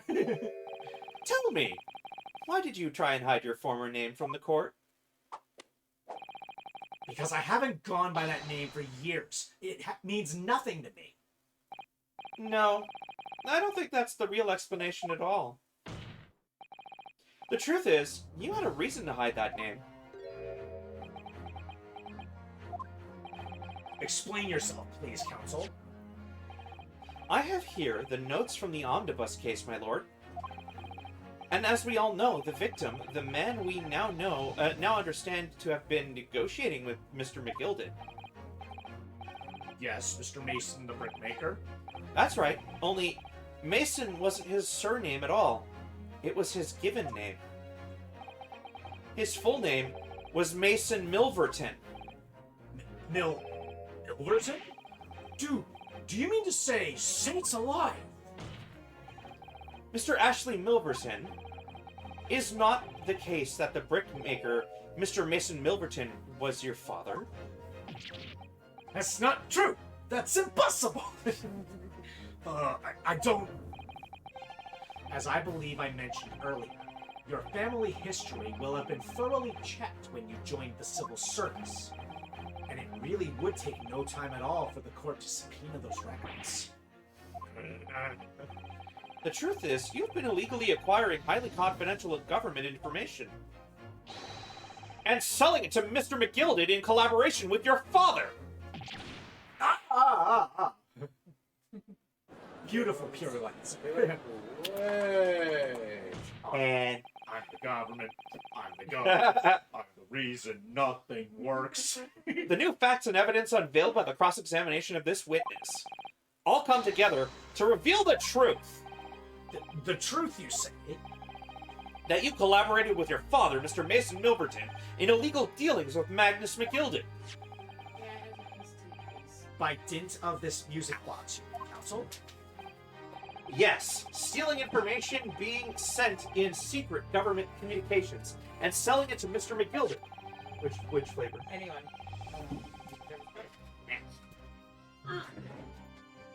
Mr. Graydon concocted this elaborate scheme of using 2 music box discs to encode the information. I didn't realize this revealing of information was so pivotal. No. As presumably a safety measure against the information falling into the wrong hands. And a very effective one. I shouldn't have given the scheme any credence whatsoever. But the deal with McGilden went sour. Brickmaker met his end. Yes, but before he was arrested, McGilden managed to temporarily dispose of the stolen disc at the pawnbroker. Then, having learned of the situation, you appeared at Windybank's 2 days ago. In an attempt to recover the 2 articles McGilden had placed in pawn there. But that attempt failed. One of the discs was seized by the police, and the other you never found. So that same night, you enlisted the help of the Skulkin brothers and broke into the pawnbrokery. This time, determined to recover the second disc. Are you suggesting that the second disc was inside the music box? We never knew nothing about that. On the night that Mr. Windybank was killed. This is very reminiscent of Cruella. I know. Because in that movie, Cruella does the same thing, but with Horace and Jasper. Yep. The intruder to the pawn... Shut up. The intruder to the pawnbrokery touched one item, and one item alone. The music box. And then it blushed heavily when you did that. Yeah, probably. As rather ingeniously demonstrated using the 2 prints from the security camera, indeed. So, the question that naturally begs answering is this. Why was that one article disturbed? Ugh, can't speak today. The answer is obvious, because it contained the second disc, which the intruder was desperate to retrieve. Since if it were to fall into the hands of the police, it would be proof of high treason. Well, Mr. Graydon, do you deny all of this actually began on that fateful night 2 months ago? Yeah, because it didn't start there. I refuse to accept any of this nonsense.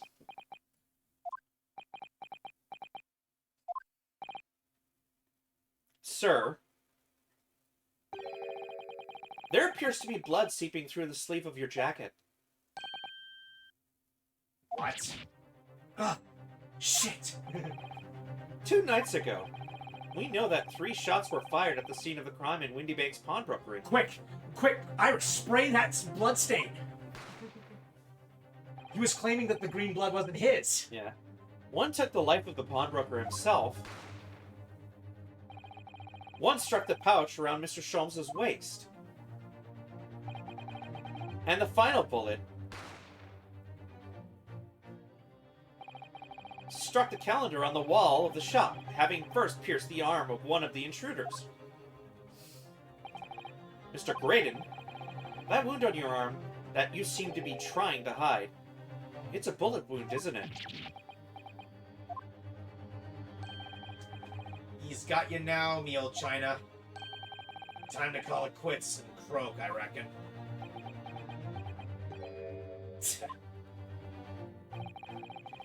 Don't acknowledge my presence there under any circumstances whatsoever. Those were my terms, remember? And I paid you handsomely to comply.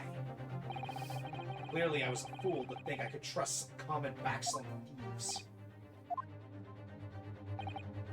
Fine, I admit it. I was there at Windy Banks that night. I paid this pair 10 guinea to accompany me. And as you noticed, I sustained an injury in the course of my adventures. Gee.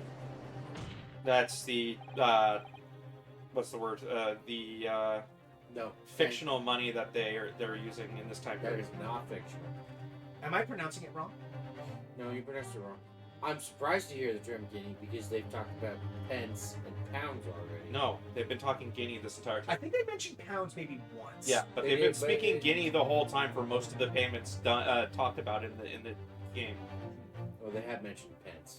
Yeah, I but think- they yeah. have said guinea several times. Because guinea refers to what the East Indian Trade Company was using for currency. Interesting. Anyway, But that is all. I admit to nothing more. Stealing government secrets, negotiating with Mr. McGilded? As God is my witness, I'm sure I recall nothing of the sort. and if I am lying, may God strike me down right here. That was nothing. Uh, Bring your A game next time. Thanks God? Yeah. Don't mention it. He's not going to go down without a fight. Not until I can show hard evidence, I suppose. Nevertheless, the defense has now established a crucial fact. Which is? He was there. Well, we know that one bullet was fired from each of the 2 firearms we have in evidence. The bullet from the Skulkin brothers' gun hit the pouch around Mr. Sholmes' waist. And the bullet from Mr. Windybank's gun clearly must have been the one that caught Mr. Graydon on the arm. Indeed it must. We can rule out the possibility that the man shot himself. And that leads us to only one conclusion. Mr. Windybank was shot by a 3rd gun, which can only have been fired by the 3rd intruder. Goodness. That's right, Mr. Graydon. Mhm. The only person who could have possibly have shot Mr. Windybank that night is you! And by the way, the guinea is British. It is. It was the first machine minted. I get it. Oh, he's got the meltdown. Meltdown time! You little upstart. You made a grave mistake when you summoned me here. Oh shit, are you a demon? I was gonna say you possessed boy. What? What's that supposed to mean? Mama say, mama sue, mama kusa. Mama say, mama sue, mama kusa. Somebody stop him! He's summoning shit! Yes, as you rightly say, I was there at the pawnbrokers. I did my best to hide that fact, naturally. I had no intention of ruining the distinguished career I built for myself at the communications station. But did the thought never cross your mind? Did you never consider the possibility? I was there to recover it so that no secrets could get spilled out. I doubt it, bruh. Yeah. What do you mean? What thought? What possibility? The possibility that if I was there at the scene, I may have witnessed the crucial moment?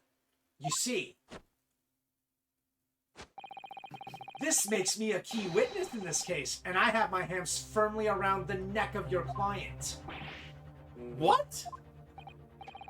Are you suggesting I saw it all? I saw the very moment the pickpocket girl pointed the gun at the door to poor defenseless pawnbroker and shot him. Yeah, she shut the door. That poor door. If The only whole door. If only he was ajar. Yeah. Order, order, order! Well, it would seem we are finally entering the last act of this theatrical trial. Oh, this is not as theatrical as it could be. There'll be a more theatrical one later. Mr. Graydon. Now, granted, I've only heard about that case. I heard, you know that that Shakespearean dude we encountered way back when in the 4th case? The one with the poetries and stuff? Yes. We see him again. Okay. Yes. Yes. I trust you are fully aware of the implications here. If it is shown that your claim is false, I will mace you good. You will have incriminated yourself as the killer. Oh, I understand fully. That is a pretty strong gambit, though. Like, you're putting yourself completely in harm's way. I mean, he's already in danger of doing. Are you being in that gonna position. try and finish this or stop here? Is I would this like to 20 finish it, hours? but we can get the Vegas game. I'm gonna stop it here because there's still a lot to cover. No. I know 20 after 9. I know it's really far. I wish I could. Alrighty, folks, that's us for tonight. We'll see you guys again on Sunday for some more Phasmophobia. If you want to check the rest of our schedule, check our offline page. If you want to join us in our lovely community, please join us here on the Poutine Munchers Discord. And if you want to watch us live, watch us here on twitch.tv/Terpinator. We'll see you guys then with this Ponce in tow next Friday. We will finish this case next week. I promise. We are close to the end, but not close enough to finish it now. Let us. See you next time.